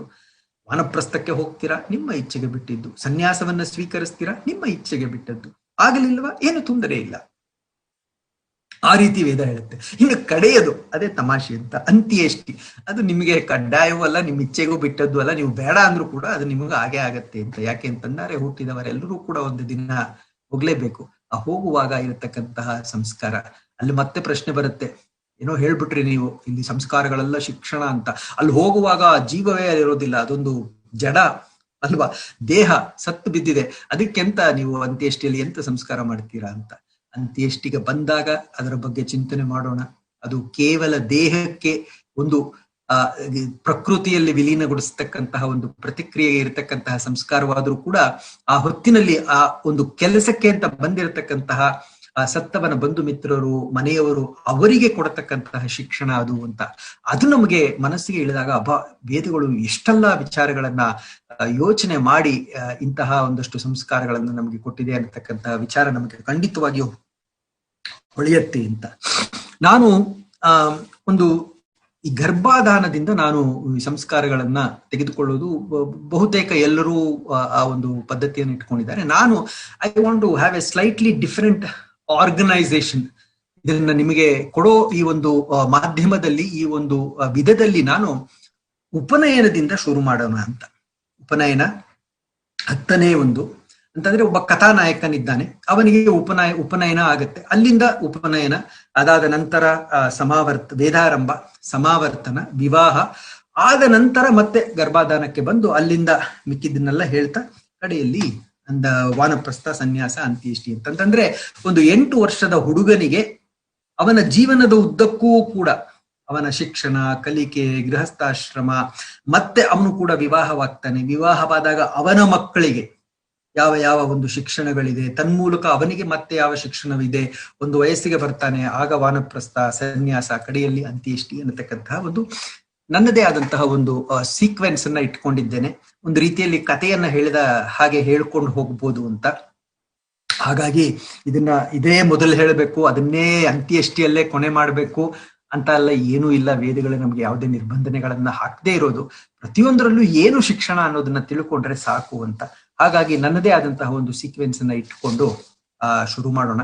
ಇನ್ನೂ ಒಂದು 15-20 ನಿಮಿಷ ಇರೋದ್ರಿಂದ ಒಂದು ಸಂಸ್ಕಾರದ ಅಟ್ಲೀಸ್ಟ್ ಒಂದಷ್ಟು ಭಾಗವನ್ನ ಈ ಒಂದು ಉಪನ್ಯಾಸದಲ್ಲಿಯೇ ನೋಡುವ ಅಂತ ನಾನು ತೆಗೆದುಕೊಳ್ತಾ ಇರೋದು. ಮೊದಲನೇದಾಗಿ ಉಪನಯನ, ಅದು ಷೋಡಶ ಸಂಸ್ಕಾರಗಳಲ್ಲಿ ಬರತಕ್ಕಂತಹ 10ನೆಯ ಸಂಸ್ಕಾರ. ಅದು ನಮ್ಮ ಕಥಾನಾಯಕನಿಗೆ 8 ವರ್ಷ ಆಗಿದೆ. ಅವನ ತಂದೆ ತಾಯಂದ್ರು ಅವನಿಗೆ ಉಪನಯನವನ್ನು ಮಾಡ್ತಾ ಇದ್ದಾರೆ ಅಂತ. ಉಪನಯನ ಅಂತಂದ್ರೆ, ಉಪ ಅಂತಂದ್ರೆ ಹತ್ತಿರ, ನಯನ ಅಂದ್ರೆ ಕರೆದುಕೊಂಡು ಹೋಗೋದು ಅಂತ. ಏನು ಉಪನಯನ ಅಂತಂತಂದ ಅಂದ್ರೆ ಆಚಾರ್ಯರ ಹತ್ತಿರ ಅವನ ಮುಂದಿನ ಶಿಕ್ಷಣಕ್ಕಾಗಿ ಅವನನ್ನ ಕರ್ಕೊಂಡು ಹೋಗೋದು ಅಂತ ಉಪನಯನ ಅಂತ. ಉಪನಯನವನ್ನ ವೇದಗಳ ಕಾಲದಲ್ಲಿ ಮನೆಯಲ್ಲೇ ಮಾಡ್ತಾ ಇದ್ರು, ಅಥವಾ ಬಹುತೇಕ ಜನ ಗುರುಕುಲಕ್ಕೆ ಮಗನನ್ನ ಕರ್ಕೊಂಡು ಹೋಗಿ ಅಲ್ಲಿ ಆಚಾರ್ಯರಿಗೆ ಒಪ್ಪಿಸಿದ ನಂತರ ಅಲ್ಲಿ ನಡೆಯತಕ್ಕಂತಹ ವೇದಾರಂಭ ಸಂಸ್ಕಾರಕ್ಕೆ ಪೂರ್ವಭಾವಿಯಾಗಿ ಉಪನಯನ ಸಂಸ್ಕಾರವನ್ನ ಅಲ್ಲೂ ಕೂಡ ಮಾಡ್ತಾ ಇದ್ರು ಅಂತ. ಅದು ಅವರವರ ಇಷ್ಟಕ್ಕೆ ಅನುಸಾರವಾಗಿ ಅಂತ. ಮನೆಯಲ್ಲಿ ಮಾಡ್ತಾರೋ ಅಲ್ಲಿ ಮಾಡ್ತಾರೋ, ಒಟ್ಟಿನಲ್ಲಿ ಉಪನಯನ ಅನ್ನೋದು it's a gateway for the student to reach out to the teacher. ಆಚಾರ್ಯರನ್ನ ತಲುಪಬೇಕಾಗಿ ಇರತಕ್ಕಂತ ಆ ಒಂದು ಹೊಸ್ತಿಲು ಅಂತ ನಾವು ಬಹಳ ಸೂಕ್ಷ್ಮವಾಗಿ ಇದನ್ನ ಅರ್ಥ ಮಾಡ್ಕೊಳ್ಬಹುದು ಅಂತ. ಉಪನಯನ ಅಂತಂದ್ರೆ, ಉಪ ಅಂತಂದ್ರೆ ಹತ್ತಿರ ಅಂತ, ನಯನ ಅಂತಂದ್ರೆ ನೀ ಪ್ರಾಪಣೆ ಅಂತ ಹೇಳಿ ಧಾತು, ತಲುಪಿಸು ಕೊಂಡು ಹೋಗು ಅಂತ. ಕೊಂಡು ಹೋಗು ಆದಿ ಭೌತಿಕ ಕ್ರಿಯೆ, ಕರ್ಕೊಂಡು ಹೋಗು ಅಂತ. ಯಾಕೆ ಕರ್ಕೊಂಡು ಹೋಗು? ಶಿಕ್ಷಣಕ್ಕಾಗಿ ಕರ್ಕೊಂಡು ಹೋಗು. ಆಧ್ಯಾತ್ಮಿಕವಾಗಿ ಪ್ರಾಪಣೆ ಅಂತಂದ ಅಂದ್ರೆ ಶಿಕ್ಷಣವನ್ನು ಪ್ರಾಪ್ತಿ ಮಾಡಿಕೊಳ್ಳೋದಕ್ಕೆ ಇರತಕ್ಕಂತಹ ಮೊದಲ ಹೆಜ್ಜೆ ಉಪನಯನ ಅಂತ.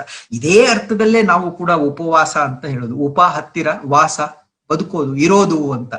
ಅಂತಂದ್ರೆ ಏನು? ಆ ಒಂದು ಪರಮಾತ್ಮನ ಸಾನ್ನಿಧ್ಯದಲ್ಲಿ ಉಪವಾಸ, ಸದಾ ಇರತಕ್ಕಂತಹದೇ ಉಪವಾಸ ಅಂತ. ನಾವು ಅದನ್ನ ಭೌತಿಕವಾಗಿ ಊಟ ಬಿಡೋದು ಅಂತ ಅಲ್ವಾ? ಅದು ತಪ್ಪು ಅಂತ ನಾನು ಹೇಳ್ತಾ ಇಲ್ಲ. ಊಟ ಬಿಡುವುದರಿಂದ ಉಂಟಾಗತಕ್ಕಂತಹ ಆ ಒಂದು ಮನಸ್ಥಿತಿಯಲ್ಲಿ ಪರಮಾತ್ಮನ ಪ್ರಜ್ಞೆ ಮೂಡಿದರೆ ಅದು ಕೂಡ ಉಪವಾಸವೇ ಅಂತ. ಅದನ್ನ ಬಿಟ್ಟು ಅದೇ ಇಲ್ಲದೆ ಕೇವಲ ಉಪವಾಸ, ನಾನು ಗುರುವಾರ ಉಪವಾಸ ಮಾಡ್ತೀನಿ ಗುರು ಅಂತ ಹೇಳೋದು, ಅಥವಾ ಅಲ್ಲ ಉಪವಾಸ ಇಲ್ದಿರೋ ಒಪ್ಪತ್ತು, ಅಲ್ಲ ಒಪ್ಪತ್ತು ಇಲ್ದಿದ್ರೆ ಒಂದು ಫಲಾಹಾರ ಅಲ್ವಾ, ಫಲಾಹಾರನೂ ಇಲ್ಲದೆ ಇದ್ದ ಅಂದ್ರೆ ಇನ್ನೇನೋ ಒಂದು ಅಂತ. ಅವೆಲ್ಲವೂ ಕೂಡ ಆದಿ ಭೌತಿಕ ನೆಲೆಯಲ್ಲಿ ಇದೆ. ಅವುಗಳ ಜೊತೆಯಲ್ಲಿ ಆ ಒಂದು ಅನ್ನವನ್ನ ಬಿಟ್ಟಿರೋದಾಗ್ಲಿ, ಫಲಹಾರವನ್ನ ಮಾತ್ರ ಅವತ್ತು ಮಾಡ್ತಾ ಇರೋ ಆ ಒಂದು ಹೊತ್ತಿನಲ್ಲಿ ಒಂದಷ್ಟು ಪರಮಾತ್ಮನ ಬಗ್ಗೆ ಚಿಂತನೆ ಮನಸ್ಸಿನಲ್ಲಿ ಬಂದಾಗ ಅದು ನಿಜವಾದಂತಹ ಉಪವಾಸವಾಗುತ್ತೆ ಅಂತ. ಹಾಗೆ ಉಪನಯನ ಕೂಡ ಅಷ್ಟೇ. ಯಾಂತ್ರಿಕವಾಗಿ ನಾವು ಮಾಡಿಬಿಟ್ರೆ ಅದು ಉಪನಯನ. ಆದರೆ ವೇದಗಳು ತಿಳಿಸಿರತಕ್ಕಂತಹ ಒಂದು ಪ್ರಜ್ಞೆಯ ಹಿನ್ನೆಲೆಯಲ್ಲಿ ಉಪನಯನವನ್ನ ಮಾಡಿಸ್ಕೊಂಡ್ರೆ ಅದು ನಿಜವಾದಂತಹ ಶಿಕ್ಷಣ, ನಿಜವಾದಂತಹ ಸಂಸ್ಕಾರ ಆಗತ್ತೆ ಅಂತ. ಇದನ್ನ 8 ವರ್ಷದ ನಂತರ 12 ವರ್ಷಗಳವರೆಗೆ ಮಾಡ್ತಕ್ಕಂತಹ ಒಂದು ಸಂಸ್ಕಾರ, ಮಗುವಿಗೆ ಕೊಡ್ತಕ್ಕಂತಹ ಒಂದು ಸಂಸ್ಕಾರ ಅಂತ. 10ರಿಂದ 19ರವರೆಗೆ ಅಡೋಲೆಸೆನ್ಸ್ ಅಲ್ಲಿ ಯಾಕೆ ಅನ್ನತಕ್ಕಂತಹ ವಿಚಾರವನ್ನ ನಾವು ಈಗಾಗಲೇ ಹಿಂದಿನ ಒಂದೆರಡು ಉಪನ್ಯಾಸಗಳಲ್ಲಿ ನೋಡಿದ್ದೀವಿ. ಆದ್ರೆ 8 ವರ್ಷದ ಮುಂಚೆ ಇದನ್ನ ಯಾಕೆ ಮಾಡಲ್ಲ ಅಲ್ವಾ? ವೇದಗಳಲ್ಲಿ ಹೇಳ್ತಾರೆ ಯಾಕೆ ಅಂತಂತಂದ ಅಂದ್ರೆ ಅದು ಶೈಶವ, ಬಾಲ್ಯಾವಸ್ಥೆ ಅಂತ. ಆ ಒಂದು ಅವಸ್ಥೆಯಲ್ಲಿ ಇರತಕ್ಕಂತಹ ಮಗು ಮನಸ್ಸು ಹೇಗಿರುತ್ತೆ ಅಂತ ವೇದ ಹೇಳುತ್ತೆ. ಹೇಗಿರುತ್ತಪ್ಪ ಅಂತಂದ್ರೆ ಕಾಮವಾದ, ಅದಕ್ಕೆ ಕಾಮವಾದ ಇರುತ್ತೆ, ಕಾಮಾಚಾರ ಇರುತ್ತೆ, ಕಾಮಭಕ್ಷಣ ಅಂತ ಇರುತ್ತೆ. ಅಂತಂದ್ರೆ ಏನು? ಕಾಮವಾದ ಅಂದ್ರೆ ಬಾಯಿಗೆ ಬಂದ ಹಾಗೆ ಮಾತನಾಡೋದು ಅಂತ ಅಲ್ವಾ? ಮಕ್ಕಳಿಗೆ 8 ವರ್ಷದವರೆಗೂ ಕೂಡ ಬಾಯಿಗೆ ಬಂದಾಗ ಮಾತನಾಡೋದು. ಅದನ್ನ ತಿದ್ದುತ್ತಾರೆ ಮನೆಯಲ್ಲಿ, ಹೀಗಲ್ಲ ಹಾಗೆ ಅಂತ. ನೀವು ತಿದ್ದಲಿಕ್ಕೆ ಹೋಗದೆ ಹಾಗೆ ಬಿಟ್ಬಿಡ್ತು ಅಂದ್ರೆ ಅದಕ್ಕೆ ಏನ್ ಬೇಕೋ ಅದು ಮಾತಾಡ್ಕೊಳತ್ತೆ. ಇಷ್ಟ ಬಂದ ಹಾಗೆ ಮಾಡೋದು ಕಾಮಾಚಾರ, ಏನ್ ಬೇಕೋ ಅದನ್ನ ಮಾಡ್ಕೊಳತ್ತೆ ಅಲ್ವಾ? ಕಾಮ ಭಕ್ಷಣ, ಏನ್ ಬೇಕಾದ್ರೂ ತಿನ್ನುತ್ತೆ. ಇದನ್ನ ತಿನ್ಬೇಕು, ಇದನ್ನ ತಿನ್ಬಾರ್ದು, ಇದನ್ನ ಮಾತಾಡ್ಬೇಕು, ಇದನ್ನ ಮಾತನಾಡಬಾರ್ದು ಅಲ್ವಾ? ಇದನ್ನ ಮಾಡ್ಬೇಕು, ಇದನ್ನ ಮಾಡಬಾರ್ದು. ಈ ಒಂದು ಪ್ರಜ್ಞೆ ಇನ್ನೂ ಮನಸ್ಸಿನಲ್ಲಿ ಮೂಡಿಲ್ಲ. ಹಾಗಾಗಿ ಆ ಒಂದು ವಯಸ್ಸು ಏನಿದೆ ಅದು ಶಿಕ್ಷಣಕ್ಕೆ ಸರಿ ಇಲ್ಲ, ಸೂಕ್ತ ಅಲ್ಲ, ಸಮಂಜಸ ಅಲ್ಲ. ಅಂತಹ ಹೊತ್ತಿನಲ್ಲಿ ಶಿಕ್ಷಣ ಕೊಟ್ರೆ ನೀರಿನಲ್ಲಿ ಹೋಮ ಮಾಡಿದ ಹಾಗೆ. ನೋಡಿ ವೇದಗಳ ಚಿಂತನೆ ಹೇಗಿದೆ. ಹಾಗಾಗಿ 8 ವರ್ಷದವರೆಗೂ ಮನೆಯಲ್ಲಿ ಚಂದದಲ್ಲಿ ಇರು, ತಂದೆ ತಾಯಿಯರ ಪ್ರೀತಿಯಲ್ಲಿ ಬೆಳಿ ಅಲ್ವಾ? ಬಾಲ್ಯದಲ್ಲಿ ಇರಬೇಕಾದಂತಹ ಆಟಗಳಲ್ಲಿ ತೊಡಗಿಸಿಕೋ. 8 ವರ್ಷಕ್ಕೆ ನಿನ್ನ ಆ ಒಂದು ಸ್ವಲ್ಪ ಮಟ್ಟಿಗೆ ಪ್ರಬುದ್ಧತೆ ಬಂತು ಅಂದಾಗ ಬಾ ಗುರುಕುಲಕ್ಕೆ, ಶಿಕ್ಷಣ ನಿನಗೆ ಸಿಗುತ್ತೆ ಅಂತ. ಇದನ್ನ ನೀವು ಪರ್ಯಾಯವಾಗಿ ನೋಡಿ. ಇವತ್ತಿನ ನಮ್ಮ ಇದರಲ್ಲಿ 6.5 ವರ್ಷಕ್ಕೆ 1ನೇ ಕ್ಲಾಸ್ ಒಂದು ಗವರ್ಮೆಂಟ್ ಹೇಳಿದೆ. ಆದ್ರೂ ಕೂಡ ಸಾಕಷ್ಟು ದುಡ್ಡು ಸಿಗುತ್ತೆ ಅನ್ನೋ ಕಾರಣಕ್ಕಾಗಿ ಫಸ್ಟ್ UKG ಮಾಡಿದ್ರು, ಆಮೇಲೆ LKG ಮಾಡಿದ್ರು. ಅದು ಸಾಲದು ಅಂತ ಈಗ ಪ್ಲೇ ಹೋಮ್ ಕೂಡ ಮಾಡ್ತಾ ಇದ್ದಾರೆ. We run a school which takes care of your child from play home to standard 12th. Beautiful sales slogan ಅದು ಅಲ್ವಾ? ತಂದೆ ತಾಯಂದ್ರಿಗೂ ಅಷ್ಟೇ. 1ನೇ ಕ್ಲಾಸ್ ವರ್ಗು ಅಟ್ಲೀಸ್ಟ್ ಮನೇಲಿ ಮಗುವನ್ನ ಇಟ್ಕೊಂಡು ಹೋಗೋಣ ಅನ್ನೋರ್ಗೂ ಕೂಡ, ಅಯ್ಯೋ 1ನೇ ಕ್ಲಾಸ್ಗೆ ಹೋದ್ರೆ ಸೀಟ್ ಸಿಗಲ್ಲ ಕಣ್ರಿ ಅಲ್ವಾ, ಪ್ಲೇ ಹೋಮ್ಗೆ ಇಲ್ಲೇ ಹಾಕ್ಬಿಡೋಣ. ಮನೆಯಲ್ಲಿ ಗೃಹಿಣಿಯರಿದ್ದರೂ ಕೂಡ ಮಗುವನ್ನ ಇಬ್ರು, ನಮ್ಮ ವಾಸ್ತವದ ಜಗತ್ತು, we are A very practical person ನಾನು. ಹಾಗಾಗಿ ವಾಸ್ತವ ಜಗತ್ತಿನಲ್ಲಿ ಇಬ್ರು ಕೂಡ ಕೆಲ್ಸಕ್ಕೆ ಹೋದ್ರೆ ಕಷ್ಟ ಆಗತ್ತೆ. ಮನೆಯಲ್ಲಿ ಅಜ್ಜ ಅಜ್ಜಿ ಇಲ್ಲದೆ ಇದ್ರು ಇನ್ನೂ ಕಷ್ಟ ಆಗುತ್ತೆ ಅಲ್ವಾ? ಹಾಗಾಗಿ ಪ್ಲೇ ಹೋಮ್ಗೆ ಸೇರಿಸ್ತಾರೆ. ಏನೋ ಇವತ್ತಿನ ವಾಸ್ತವ, ಇರ್ಲಿ ಬಿಡಿ ಅಂತ. ಸೇರಿಸ್ಲಿಕ್ಕೆ ಬೇಡ, ಮನೇಲಿ ಇಟ್ಕೊಬೇಕು ಅಂತ ಇಂಗಿತ ಯಾರಲ್ಲಿ ಇದ್ರೂ ಕೂಡ ಈ ಒಂದು ಎಜುಕೇಶನ್ ಸಿಸ್ಟಮ್, ನೀವು ಪ್ಲೇ ಹೋಮ್ ಅಲ್ಲಿ ನಮ್ಮ ಸ್ಕೂಲ್ಗೆ ಸೇರಿಸದೆ ಅಂದ್ರೆ 1ನೇ ಕ್ಲಾಸ್ 2ನೇ ಕ್ಲಾಸ್ ಬಂದಾಗ ಸೇರಿಸ್ಕೊಳ್ಳಲ್ಲ. ಆಗೊಮ್ಮೆ ಸೇರಿಸ್ಕೊಳ್ಬೇಕು ಅಂದ್ರೆ ಸೇರಿಸ್ಕೊಳ್ತೀವಿ. ಏನು ಜಾಸ್ತಿ ಡೊನೇಷನ್ ತಗೊಂಡು ಅಲ್ವಾ. ನೋಡಿ ಯಾವ್ಯಾವ ರೀತಿ ಆಗಿದೆ ಅಂತ. ಅಲ್ಲಿ ನೋಡಿ ವೇದಗಳ ಕಾಲದಲ್ಲಿ ಎಷ್ಟು ಸೊಗಸಾಗಿ 8ನೇ ವರ್ಷ ನೀನು ಬರ್ಲೇಬೇಡ ಮಾರಾಯ ಅಂತ, ಬರ್ಲೇಬೇಡ ನೀನು, ಅಲ್ಲಿಯವರೆಗೂ ನೀನು ನಿನ್ನ ಬಾಲ್ಯಾವಸ್ಥೆಯ ಆ ಒಂದಷ್ಟು ಮೋಜನ್ನ ಪಡಿ, ಆ ಒಂದು ಸ್ತರದಲ್ಲಿ ಇರು, ಅಷ್ಟೊತ್ತಿಗೆ ನೀನು ಬಾ ಅಂತ. ಈ ರೀತಿಯಾದಂತ ಒಂದು ನಿರ್ಬಂಧನೆ ನಮ್ಮಲ್ಲೂ ಇದೆ. ಒಂದೇ ಒಂದು ನಿರ್ಬಂಧನೆ ಏನ್ ಗೊತ್ತಾ, ನೀವು ಏನದು ಪ್ರೀ ಸ್ಕೂಲ್ಗೆ ಅಂತ ಏನಾರು ಮಕ್ಕಳನ್ನ ಸೇರಿಸ್ಕೊಳಕ್ ಹೋದ್ರೆ ಒಂದೇ ಒಂದು ಅವ್ರದ್ದು ಕಂಡೀಷನ್, ಮಕ್ಕಳಿಗೆ ಟಾಯ್ಲೆಟ್ ಟ್ರೈನಿಂಗ್ ಆಗಿದೆಯೇನ್ರಿ ಅಲ್ವಾ, ಟಾಯ್ಲೆಟ್ ಟ್ರೈನಿಂಗ್ ಆಗಿದೆಯಾ ಕರ್ಕೊಂಡ್ ಬನ್ನಿ ಅಷ್ಟೇ. ಅದು ಒಂದೇ ಒಂದು ನಿರ್ಬಂಧನೆ, ಅದು ಬಿಟ್ರೆ ಇನ್ನೇನು ನಿರ್ಬಂಧನೆ ಇಲ್ಲ, ಹೇಗ್ ಬಂದ್ರು ನಡೆಯತ್ತೆ. ಇನ್ನು ಈ ಉಪನಯನ ಈ ಒಂದು ಸಂಸ್ಕಾರದಲ್ಲಿ ಬಹಳ ಮುಖ್ಯವಾಗಿ ಒಂದು ವಿಚಾರ ಬರುತ್ತೆ. ಏನಪ್ಪಾ ಬಹಳ ಮುಖ್ಯವಾಗಿ ಇಲ್ಲಿ ಬರ್ತಕ್ಕಂತಹ ವಿಚಾರ ಅಂತಂತಂದ್ರೆ, ಈ ಸಮಯದಲ್ಲಿ ಮಗುವಿಗೆ, ಅಲ್ಲಿ ಬರ್ತಕ್ಕಂತಹ ವಿದ್ಯಾರ್ಥಿಗೆ ಮನೆಯಲ್ಲಾಗ್ಲಿ ಅಥವಾ ಗುರುಕುಲದಲ್ಲಾಗ್ಲಿ ಯಜ್ಞೋಪವೀತದ ಧಾರಣೆ ಆಗತ್ತೆ. 3 ಎಳೆಗಳ, ನಾವು ಏನನ್ನ ಜನಿವಾರ ಅಂತ ಕರಿತೇವೆ, ಆ 3 ಎಳೆಗಳು ಆ ಯಜ್ಞೋಪವೀತವನ್ನ ಧಾರಣೆ ಮಾಡಲಾಗತ್ತೆ ಮಕ್ಕಳಿಗೆ. ಇದು ಉಪನಯನದ ಅತ್ಯಂತ ಪ್ರಮುಖವಾದಂತಹ ಒಂದು ಅಂಗ. ಇದರಿಂದ ತುಂಬಾ ಬೆಲೆ ಬಾಳತಕ್ಕಂತಹ ಒಂದು ಶಿಕ್ಷಣ ಮಕ್ಕಳಿಗೆ ದೊರೆಯುತ್ತೆ. ಜನಿವಾರವನ್ನ ಹಾಕಿಕೊಳ್ಳುವುದರಿಂದ ಮಕ್ಕಳಿಗೆ ಅದ್ಭುತವಾದಂತಹ ಒಂದು ಶಿಕ್ಷಣವನ್ನ ವೇದಗಳು ಕಲ್ಪಿಸಿಕೊಡ್ತಾ ಇವೆ ಅಲ್ವಾ. ಈ ಜನಿವಾರವನ್ನ ಹಾಕುವಾಗ ವಿದ್ಯಾರ್ಥಿಗಳಿಗೆ ಎಲ್ಲರೂ ಕೂಡ ಹರಿಸ್ತಾರೆ, ನಿನ್ನ ಆಯು ಚಂದದಲ್ಲಿ ಇರಲಿ, ನಿನ್ನ ಬಲ ವೃದ್ಧಿಸ್ಲಿ, ನಿನ್ನ ತೇಜಸ್ಸು ವೃದ್ಧಿಸ್ಲಿ, ಈ 3 ಕೂಡ ನಿನ್ನ ಒಂದು ಅಂಗಗಳಾಗಿ ನಿನ್ನಲ್ಲಿ ಇದ್ದು ನಿನ್ನನ್ನ ಸರ್ವಾಂಗಣೀಯವಾಗಿ ಬೆಳೆಸ್ತಾ ಬೆಳೆಸ್ತಾ ನಿನ್ನನ್ನ ಕಾಪಾಡ್ಲಿ ಅನ್ನತಕ್ಕದ್ದು ಒಂದು. ಈ 3ರ ಹಿಂದೆ ಇರತಕ್ಕಂತಹ ಒಂದು ಹರಸುವಿಕೆ, ಹಿಂದೆ ಇರತಕ್ಕಂತಹ ಒಂದು ಹಂಬಲ, ಒಂದು ಇಂಗಿತ, ಒಳ್ಳೆಯದಾಗ್ಲಿ ಅಂತಕ್ಕಂತಹ ಒಂದು ಅಭಿಲಾಷೆ. ಆಯು ಅಂತಂದ್ರೆ ಕೇವಲ ಆಯಸ್ಸು ಅಂತಲ್ಲ, ಇಷ್ಟು ವರ್ಷ ಬದುಕು, 100 ವರ್ಷ ಬದುಕು ಅಂತ. ವೇದ ಯಾವತ್ತು ಹೇಳಲ್ಲ 100 ವರ್ಷ ಬದುಕು, 200 ವರ್ಷ ಬದುಕು ಅಂತ. ನೀನ್ ಎಷ್ಟು ವರ್ಷ ಬದುಕ್ತೀಯೋ ಚಂದದಲ್ಲಿ ಬದುಕು ಅನ್ನತ್ತೆ. ಹಾಗಾಗಿ ಆಯು ಅಂತನ್ನ ಅಂದ್ರೆ ನಾವು if you have to define it in English ಅಂದ್ರೆ ರಿಸೋರ್ಸಸ್ ಅಂತ ಅಲ್ವಾ. ನಿನಗೆ ಏನೇನು ನಿನ್ನ ಬದುಕಿಗೆ ಬೇಕೋ ಅಂತಹ ಸಾಧನ ಸಲಕರಣೆಗಳು ಏನಿದ್ದಾವೆ, ಒಳ್ಳೆಯ ಮನೆಯಲ್ಲಿ ಜನನ, ಒಳ್ಳೆಯ ತಂದೆ ತಾಯಿ ಅಲ್ವಾ, ಅವರು ನಿನಗೆ ಸರಿಯಾದ ಸಮಯಕ್ಕೆ ಬೇಕಾದಂತಹ ಶಿಕ್ಷಣವನ್ನ ಕೊಡತಕ್ಕಂತಹ ಒಂದು ಗುರುಕುಲಕ್ಕೆ ಸೇರಿಸೋದು, ಅಲ್ಲಿ ನಿನ್ನನ್ನ ಕೈ ಹಿಡಿದು ನಡೆಸೋದು ಮಾತ್ರ ಅಲ್ಲ, ತಮ್ಮ ನಡಿಗೆಯಿಂದಲೇ ಮಾರ್ಗದರ್ಶನ ನೀಡತಕ್ಕಂತಹ ಆಚಾರ್ಯರ ನಿನಗೆ ಸಿಗೋದು, ಇವೆಲ್ಲವೂ ಕೂಡ ಸಾಧನ ಸವಲತ್ತುಗಳು ಅಂತ. ಅಂದ್ರೆ ಆಯು ಅಂತಂದ ಅಂದ್ರೆ ಇವೆಲ್ಲವೂ ನಿನ್ನಲ್ಲಿ ಇತ್ತು ಅಂದ್ರೆ ನೀನ್ 100 ಕಾಲ ಬದುಕ್ತೀಯ ಅಂತ. ಇದ್ರಲ್ಲಿ ಯಾವ್ದಾದ್ರೂ ವ್ಯತ್ಯಾಸ ಆದ್ರೆ ತಾನೆ ಬೇಗ ಹೋಗೋದು ಅಲ್ವಾ. ಹಾಗಾಗಿ ಆಯುಹು, ನಿನ್ನ ಆಯಸ್ಸು, ನಿನಗೆ ಬೇಕಾದಂತಹ ಆ ಒಂದು ಸಾಧನ ಸಲಕರಣೆಗಳು ಚಂದದಲ್ಲಿ ಸಿಗಲಿ. ಇನ್ನು ಬಲ, ಇದು ದೈಹಿಕವಾದದ್ದು, ಫಿಸಿಕಲ್, ನಿನಗೆ ಶಕ್ತಿ ಇರಲಿ, ಶೌರ್ಯ ಇರಲಿ. ನೋಡಿ ಯಾಕೆ ಬಲಕ್ಕೆ ವೇದಗಳಲ್ಲಿ ತುಂಬಾ ಒತ್ತಿದೆ ಅಂತಂತಂದ್ರೆ, ನೀವು ನೋಡ್ತಾ ಬನ್ನಿ, ಯಾವುದೇ ಒಂದು ಸಮಾಜದಲ್ಲಿ ವೇದಗಳ ಕಾಲ ಅಂತ ಬಿಡಿ, ಅದರ ಆಗಿಗಿಂತ ಹೆಚ್ಚಾಗಿ ಅದರ ನಂತರದ ಕಾಲದಿಂದ ಯಾವುದೇ ಒಂದು ಸಮಾಜ, ಯಾವುದೇ ಒಂದು ಸಂಸ್ಕೃತಿ, ಯಾವುದೇ ಒಂದು ನಾಗರಿಕತೆ, ಯಾವುದೇ ಒಂದು ದೇಶದಲ್ಲಿ ನೋಡಿ, ಯಾರು ಒಬ್ಬನಿಂದ ಇನ್ನೊಬ್ಬನ ಮೇಲೆ ದೌರ್ಜನ್ಯ ನಡೀತಾ ಇದೆ ಅಂತಂತಂದ್ರೆ ಆ ಒಬ್ಬ ಬಲಶಾಲಿ ಆಗಿರ್ತಾನೆ, ಇನ್ನೊಬ್ಬ ಸ್ವಲ್ಪ ಬಲಶಾಲಿ ಆಗಿರಲ್ಲ ಅಂತ ಅಲ್ವಾ. ಗಂಡ ಹೆಂಡತಿಯ ಮೇಲೆ ದೌರ್ಜನ್ಯ ಮಾಡ್ತಾನೆ, ಯಾಕೆ? ಹೆಂಡತಿ ಗಂಡನಿಗಿಂತ ಸ್ವಲ್ಪ ಬಲದಲ್ಲಿ ವೀಕ್ ಅಂತ, ಸ್ವಲ್ಪ ಬಲದಲ್ಲಿ ಸಡಿಲ ಅಂತ ಅಲ್ವಾ. ಮಗುವಿನ ಮೇಲೆ ಹಿರಿಯರು ದೌರ್ಜನ್ಯ ಮಾಡ್ತಾರೆ, ಯಾಕೆ? ಮಗುಗೆ ಎದುರು ನಿಂತು ಎದುರಿಸ್ತಕ್ಕಂತಹ ಬಲ ಇಲ್ಲ ಅಂತ. ಹಾಗಾಗಿ ಎಲ್ಲೆಲ್ಲಿ ಬಲ ಇಲ್ಲವೋ ಬಲ ಇರುವವರಿಂದ ದೌರ್ಜನ್ಯ ನಡೆಯುತ್ತೆ. ಹಾಗಾಗಿ ವೇದ ಹೇಳುತ್ತೆ, ನಿನ್ನ ಬಲ ಸದಾ ಕಾಲದಲ್ಲೂ ಕೂಡ ಚಂದದಲ್ಲಿರಲಿ ಅಲ್ವಾ. ಅದಕ್ಕಾಗಿ ಯೋಗ ಅಲ್ವಾ, ಅದಕ್ಕಾಗಿ ಒಂದಷ್ಟು ಸಾಧನಗಳು, ಅದನ್ನ ವೇದ ತಿಳಿಸ್ಕೊಡುತ್ತೆ ಅಂತ. ಅದೇ ರೀತಿ ತೇಜಸ್ಸು, ಇದು ಮಾನಸಿಕವಾಗಿ, ಕೇವಲ ದೇಹದ ಬಲ ಇದ್ರೆ ಸಾಲದು, ಮನಸ್ಸು ಕೂಡ ದೃಢವಾಗಬೇಕು ಅಲ್ವಾ. ಆ ಒಂದು ಮಾನಸಿಕವಾದಂತಹ ಆಧ್ಯಾತ್ಮಿಕವಾದಂತಹ ಬಲ ಕೂಡ ನಿನಗೆ ಇರಲಿ ಅಂತ ಹೇಳಿ ಈ 3 ಎಳೆ ಜನಿವಾರಗಳನ್ನ ಹಾಕುವುದರ ಹಿಂದೆ ಅಲ್ಲಿ ನಡೆದಿರ್ತಕ್ಕಂತಹ ಆಚಾರ್ಯರಾಗಲಿ ಅಥವಾ ಮಕ್ಕಳನ್ನ ಗುರುಕುಲಕ್ಕೆ ಬಿಡಕ್ಕೆ ಬಂದಿರ್ತಕ್ಕಂತಹ ಅವರ ತಂದೆ ತಾಯಂದಿರು, ಗುರು ಹಿರಿಯರಾಗಲಿ, ಅವರ ಸಮ್ಮುಖದಲ್ಲಿ ಜನಿವಾರವನ್ನ ಅಥವಾ ಯಜ್ಞೋಪವೀತದ ಧಾರಣೆ ಮಕ್ಕಳಿಗೆ ಆಗತ್ತೆ. ಏನಿದು 3 ಎಳೆ ದಾರ ಮೈ ಮೇಲೆ ಹಾಕೊಂಡ್ಬಿಟ್ಟ ಅಂದ್ರೆ ಶಿಕ್ಷಣವಾ? ಖಂಡಿತ ಅಲ್ಲ. ಈ 3 ಎಳೆಯನ್ನ ಹಾಕೊಂಡ್ಬಿಟ್ರೆ ಶಿಕ್ಷಣ ಅಲ್ಲ ಅಂತ. ಸರ್ವಜ್ಞ ಹೇಳ್ತಾನಲ್ಲ ಬಹಳ ಚೆಂದಾಗಿ, ಮೂರೆಳೆಯ ನುಟ್ಟಾತ ಹತ್ತಿದೊಡೆ ಸ್ವರ್ಗವನು 108 ಗಾವುದಿಯ ಹೊದ್ದಾತ 6ನೇ ಕೈಯ ಸರ್ವಜ್ಞ ಅಲ್ವಾ. 3 ಎಳೆಯನ್ನು ಹಾಕೊಂಡ್ಬಿಟ್ಟು ಮಾತ್ರಕ್ಕೆ ಅವನು ಸ್ವರ್ಗಕ್ಕೆ ಹೋಗ್ತಾನೆ ಅನ್ನೋದಾದ್ರೆ, ಶಾಲನ್ನ 100 ಎಳೆಗಳಿಂದ ಮಾಡಿರ್ತಕ್ಕಂತಹ ಒಂದು ಗಾವುದಿಯನ್ನ ಹೊದ್ದಾತ ಯಾಕೆ ಹಾರ್ಲಿಕ್ಕಾಗಲ್ಲ?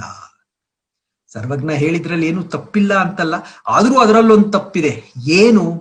ಗಾವುದಿಯನ್ನ ಹೊದ್ದವರೆಲ್ಲರೂ ಕೂಡ ಚಳಿಯಿಂದ ತಮ್ಮನ್ನೇ ತಾವು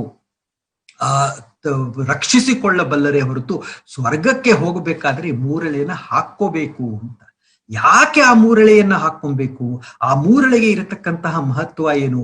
ಅದರಲ್ಲಿ ಅಡಗಿರತಕ್ಕಂತಹ ಅದ್ಭುತವಾದಂತಹ ಶಿಕ್ಷಣ ಏನು? ಪ್ರಾಯಶಃ ಇಂದಿನ ಉಪನ್ಯಾಸ ಆಗ್ಲೇ 1 ಗಂಟೆ ಆಗ್ತಾ ಬಂದಿರೋದ್ರಿಂದ ಅದಕ್ಕೆ ಸಮಯಾವಕಾಶ ಇಲ್ಲ. ಇದನ್ನ ಬಹಳ ಸವಿಸ್ತಾರದಲ್ಲಿ ನಾವು ಮುಂದಿನ ಉಪನ್ಯಾಸದಲ್ಲಿ ನೋಡೋಣ, ಯಾಕೆ 3 ಎಳೆಯನ್ನ ಹಾಕೋಬೇಕು ಅಂತ. ಆದರೆ ಇಲ್ಲಿ ಒಂದು ವಿಷಯವನ್ನ, ವೇದಗಳ ಹಿನ್ನೆಲೆಯಲ್ಲಿ ಇರತಕ್ಕಂತಹ ಒಂದು ಸತ್ಯವನ್ನ ನಾನು ನಿಮ್ಮೊಂದಿಗೆ ಹಂಚಿಕೊಂಡು ಪ್ರಾಯಶಃ ಇವತ್ತಿನ ಉಪನ್ಯಾಸವನ್ನ ಮುಕ್ತಾಯ ಮಾಡ್ಬೋದು ಅಂತ. ಏನಪ್ಪಾ ಸತ್ಯ ಅಂತಂದ್ರೆ, ಇಲ್ಲಿ ಇರತಕ್ಕಂತಹ ಈ ಷೋಡಶ ಸಂಸ್ಕಾರಗಳು, ಈ ಇಷ್ಟೂ ಸಂಸ್ಕಾರಗಳು ಏನಿದೆ, ಇವೆಲ್ಲವೂ ಕೂಡ ಎಲ್ಲರಿಗೂ ಇರೋದು. ಎಲ್ಲರಿಗೂ ಅಂತ ನಾನು ಹೇಳಿದಾಗ ಎಲ್ಲರಿಗೂ ಅಂಡರ್ಲೈನ್, ಬೋಲ್ಡ್, ಇನ್ವರ್ಟೆಡ್ ಕಾಮರ್ಸ್, ಗಂಡಿಗೂ ಅನ್ವಯ, ಹೆಣ್ಣಿಗೂ ಅನ್ವಯ. ಇಂತಹವರಿಗೆ ಅಂತ ಅಲ್ಲ, ಸಮಾಜದ ಪ್ರತಿಯೊಬ್ಬರೂ ಕೂಡ ಉಪನಯನವನ್ನ ಮಾಡ್ಕೋಬೇಕು, 3 ಎಳೆಯನ್ನ ಹಾಕೋಬೇಕು. ಆ 3 ಎಳೆಗೆ ಇರತಕ್ಕಂತಹ ಅದ್ಭುತವಾದಂತಹ ಚಿಂತನೆ ಏನಿದೆ, ಅದರ ಹಿಂದೆ ಇರತಕ್ಕಂತಹ ವೇದ ಚಿಂತನೆಯನ್ನ ಮುಂದಿನ ಉಪನ್ಯಾಸದಲ್ಲಿ ಖಂಡಿತವಾಗಿಯೂ ತುಂಬಾ ಸವಿಸ್ತಾರವಾಗಿ ನೋಡೋಣಂತೆ. ಆದ್ರೆ ಇಷ್ಟನ್ನು ಮಾತ್ರ ನಾವು ತಿಳ್ಕೋಬೇಕು. ಏನು ಅಂತಂದ್ರೆ, ಇದು ಎಲ್ಲರಿಗೂ, ಕೇವಲ ಉಪನಯನ ಅಲ್ಲ, ಗರ್ಭಾಧಾನದಿಂದ ಅಂತ್ಯೇಷ್ಟಿಯವರೆಗೆ ಎಲ್ಲರಿಗೂ ಅಂತ. ಅದು 1ನೇದು. 2ನೇದೇನಪ್ಪಾ ಅಂದ್ರೆ, ತುಂಬಾ ಸರಳವಾದಂತಹ ಆಚರಣೆಗಳಿಗೂ ಅಂತ ವೇದಗಳ ಮಟ್ಟಿಗೆ ಹೇಳೋದಾಯ್ತು ಅಲ್ವಾ. ತುಂಬಾ ಸರಳವಾದಂತಹ ಆಚರಣೆ, ಇದನ್ನ ಇವತ್ತಿಗೂ ಕೂಡ ನಾವು ನಮ್ಮ ಮನೆಗಳಲ್ಲಿ ನಾವೇ ಮಾಡ್ಕೋಬಹುದು ಅಂತ. ಅದಕ್ಕೆ ಇರತಕ್ಕಂತಹ ವೇದಗಳ ಹಿನ್ನೆಲೆಯಲ್ಲಿ ಆಗಿರತಕ್ಕಂತಹ ಪುಸ್ತಕಗಳನ್ನ ತೆಗೆದುಕೊಳ್ಳೋದು. ನಮ್ಮ ವೇದಾಚಾರ್ಯರಾದಂತಹ ಸುಧಾಕರ ಶರ್ಮಾ ಅವರು ತಾವೇ ಖುದ್ದಾಗಿ ಇಂತಹ ಸಂಸ್ಕಾರಗಳನ್ನು ಮಾಡಿಸ್ತಾರೆ. ಅದರ ಜೊತೆಗೆ ನೀವೇ ಮನೆಯಲ್ಲಿ ಹೇಗೆ ಮಾಡ್ಕೊಳ್ಬಹುದು ಅನ್ನೋದಕ್ಕೆ ಸಹಾಯ ಆಗಲಿ ಅಂತ ಪುಟ್ಟ ಪುಸ್ತಕಗಳನ್ನ ಮಾಡಿದ್ದಾರೆ. ಆ ಪುಸ್ತಕಗಳನ್ನ ಇಟ್ಕೊಂಡ ಅಂದ್ರೆ ಎಲ್ಲ ಸಂಸ್ಕಾರಗಳನ್ನು ಕೂಡ ನಾವೇ ಮನೆಯಲ್ಲಿ ಮಾಡ್ಕೋಬಹುದು ಅಂತ. ಹಾಗಾಗಿ ಇದು ತುಂಬಾ ಸರಳ ಅಂತ, ತುಂಬಾ ಖರ್ಚಾಗಲ್ಲ ಅಂತ. ಮನೆಯಲ್ಲಿ ಒಂದು ಅಗ್ನಿಹೋತ್ರ, ಒಂದು ಪುಟ್ಟ ಹೋಮವನ್ನ ಮಾಡಿ, ಅಲ್ಲಿರ್ತಕ್ಕಂತಹ ವಾತಾವರಣವನ್ನ ಪರಿಶುದ್ಧಗೊಳಿಸಿ, ಅಲ್ಲಿರ್ತಕ್ಕಂತಹ ಕೆಲವು ಮಂತ್ರಗಳನ್ನ ಅರ್ಥ ಸಹಿತ ಮಾಡಿಕೊಂಡು, ಅದರ ಬಗ್ಗೆ ತಿಳಿದವರನ್ನ ಯಾರನ್ನಾದ್ರೂ ಕರೆದು ಒಂದು ಸಣ್ಣ ಉಪನ್ಯಾಸವನ್ನ ಕೊಟ್ಟರೆ ಅಲ್ಲಿಗೆ ಈ ಒಂದು ಸಂಸ್ಕಾರಗಳು ಮುಗಿಯತ್ವೆ ಅಂತ. ಅದನ್ನ ಶಕ್ತ್ಯಾನುಸಾರ ದೊಡ್ಡ ಸಭಾಂಗಣಗಳಲ್ಲಿ ಊರಿನ ಸಾವಿರಾರು ಜನರನ್ನ ಕರೆದು ಮಾಡಬಹುದು, ಮಾಡಬಾರ್ದು ಅಂತ ನಾನು ಹೇಳ್ತಾ ಇಲ್ಲ. ಆದರೆ ಅನೇಕರಿಗೆ ಅದನ್ನ ಮಾಡ್ಲಿಕ್ಕೆ ಆಗೋಲ್ವಲ್ಲ, ಅಂಥವರು ಕೂಡ ಅಯ್ಯೋ ಇದನ್ನು ಮಾಡ್ಬೇಕು ಅಂದ್ರೆ ಇದೇ ರೀತಿ ಮಾಡ್ಬೇಕು ಅನ್ಸುತ್ತೆ, ಬೇಡಪ್ಪ ನಮ್ಗೆ ಅನ್ನತಕ್ಕಂತಹ ವಿಚಾರ ಯಾರೆಲ್ಲಾರು ಇತ್ತು ಅಂದ್ರೆ, ನೀವುಗಳು ದಯವಿಟ್ಟು ವೇದ ಹೇಳಿರೋ ರೀತಿಯಲ್ಲಿ ಷೋಡಶ ಸಂಸ್ಕಾರಗಳನ್ನ ಮನೆಯಲ್ಲೇ ಮಾಡ್ಕೋಬಹುದು. ಅಲ್ಲಿ ಸಂಸ್ಕಾರವನ್ನ ಅದು ಹೇಳಿರುವ ರೀತಿಯಲ್ಲಿ ಮಾಡೋದು ಮುಖ್ಯವೇ ಹೊರತು ಅದನ್ನ ತುಂಬಾ ಪ್ರದರ್ಶನವಾಗಿ ಇಟ್ಕೊಂಡು ಮಾಡೋ ಅವಶ್ಯಕತೆ ಎಲ್ರಿಗೂ ಇರಲ್ಲ. ಆಯ್ತು, ಯಾರೆಲ್ಲೋ ಆ ಒಂದು ಸಾಧನ ಸೌಕರ್ಯಗಳಿದೆ, ಖಂಡಿತವಾಗಿಯೂ ಮಾಡಿ. ಅದನ್ನ ಮಾಡ್ಲಿಕ್ಕೆ ಆಗದೆ ಇರೋರು ಅಯ್ಯೋ ಆ ಸಾಧನ ಸೌಕರ್ಯಗಳಿಲ್ಲ, ತುಂಬಾ ಹಣದ ಬಾಬತ್ತು ಇದು, ಅಯ್ಯೋ ಕಷ್ಟ ಕಣಯ ಅಂತ ಹೇಳಿ ಇದನ್ನ ಕೈ ಬಿಡೋದ್ರ ಬದಲು ಅಂತಹವರಾದ್ರೂ ಇದನ್ನ ತಮ್ಮ ಮನೆಗಳಲ್ಲಿ ಮಾಡಿಕೊಳ್ಳೋದು ಉತ್ತಮ ಅಂತ. ಎಲ್ಲರಿಗೂ ಅತ್ಯಂತ ಸರಳವಾದಂತಹ ಈ ಸಂಸ್ಕಾರಗಳು ಇವತ್ತು ಉಪನ್ಯಾಸದಲ್ಲಿ ನಾವು ಷೋಡಶ ಸಂಸ್ಕಾರಗಳ ಬಗ್ಗೆ ತಿಳ್ಕೋತಲೇ ನಾವು ಉಪನಯನದಿಂದ ಮುಂದುವರಿತಾ ಇದ್ದೇವೆ. ಸ್ವಲ್ಪ special different way to approach ಸಂಸ್ಕಾರಸ್ ಅಂತ ಗರ್ಭಾಧಾನವನ್ನ ಮುಂದಿಟ್ಟುಕೊಂಡು ಮಾತನಾಡೋ ಬದಲು, ಈ ನಮ್ಮ ಕಥಾನಾಯಕನಿಗೆ 8 ವರ್ಷ ಆಯ್ತು, ಅವನಿಗೆ ಉಪನ್ಯಾಸ ನಡೀತಾ ಇದೆ. ಈ ಒಂದು ಹೊತ್ತಿನಲ್ಲಿ ಈ ಮುಂದಿನ ಉಪನ್ಯಾಸದಲ್ಲಿ ಉಪನ್ಯಾಸ ಮಾಡುವಾಗ ಆ ಉಪನಯನದಲ್ಲಿ ಅವನಿಗೆ ಹಾಕತಕ್ಕಂತಹ ಯಜ್ಞೋಪವೀತಗಳ ಮಹತ್ವ ಏನು, ಅಲ್ಲಿ ಬಳಸತಕ್ಕಂತಹ ಯಾವುದಾದ್ರೂ ಒಂದು ಮಂತ್ರವನ್ನು ಕೂಡ ಅಭ್ಯಾಸ ಮಾಡತಕ್ಕಂತಹ ಒಂದು ವಿಚಾರದತ್ತ ಗಮನ ಹರಿಸೋಣ ಅಂತ ಹೇಳ್ತಾ, ಇದುವರೆಗೂ ಕೂಡ ಇಂದಿನ ಈ ಒಂದು ಉಪನ್ಯಾಸವನ್ನ ಅತ್ಯಂತ ತಾಳ್ಮೆಯಿಂದ ವೀಕ್ಷಿಸಿರತಕ್ಕಂತಹ ತಮ್ಮೆಲ್ಲರಿಗೂ ಕೂಡ ನನ್ನ ಅನಂತ ಧನ್ಯವಾದಗಳು. ಎಂದಿನಂತೆ ಕಡೆಯದಾಗಿ ಒಂದು ಫುಟ್ ನೋಟ್ ಅಂತಂತಂದ್ರೆ ಈ ಒಂದು ಉಪನ್ಯಾಸ, ಇದರಲ್ಲಿ ಚರ್ಚೆಗೆ ಒಳಗಾಗತಕ್ಕಂತಹ ವಿಚಾರಗಳಿರಬಹುದು, ಹಂಚಿಕೊಳ್ಳತಕ್ಕಂತಹ ಸೈದ್ಧಾಂತಿಕ ತತ್ವಗಳಿರಬಹುದು. ನಿಮಗೂ ಕೂಡ ಪರವಾಗಿಲ್ಲ, ಇದರಲ್ಲಿ ಒಂದಷ್ಟು ವಿಷಯ ನಾವು ಕಲ್ತ್ಕೊಳ್ಬಹುದು ಅಂತ ಅನ್ನಿಸಿದರೆ, ಯಾವುದೇ ಒತ್ತಾಯ ಇಲ್ಲ, ನಿಮಗೂ ಕೂಡ ಇದು ಪರವಾಗಿಲ್ಲ ಚೆನ್ನಾಗಿದೆ ಅಂತ ಅನ್ನಿಸಿದರೆ ದಯವಿಟ್ಟು ಈ ಉಪನ್ಯಾಸವನ್ನ ನಿಮ್ಮ ಸ್ನೇಹಿತರಲ್ಲಿ, ಬಂಧು ಬಾಂಧವರಲ್ಲಿ ಹಂಚಿಕೊಳ್ಳಿ. ಅವರು ಕೂಡ ಇದರಲ್ಲಿ ಭಾಗವಹಿಸುವಂತಾಗಲಿ. ವಿಶೇಷವಾಗಿ ಯುವಕ ಯುವತಿಯರನ್ನ ಈ ಒಂದು ವೇದಿಕೆಗೆ ಬರಮಾಡಿಕೊಳ್ಳುವಂತಹ ಒಂದು ಪ್ರಯತ್ನ ನಿಮ್ಮಿಂದಾದ್ರೆ ನಾವು ಅದಕ್ಕೆ ಅತ್ಯಂತ ಆಭಾರಿಯಾಗಿರ್ತೀವಿ ಅಂತ ತಿಳಿಸ್ತಾ, ಮುಂದಿನ ಶನಿವಾರದವರೆಗೂ ಕೂಡ please stay blessed, take care, enjoy ಮಾಡಿ. ಸರ್ವಂ ಶುಭಮಸ್ತು. ನಮಸ್ಕಾರ.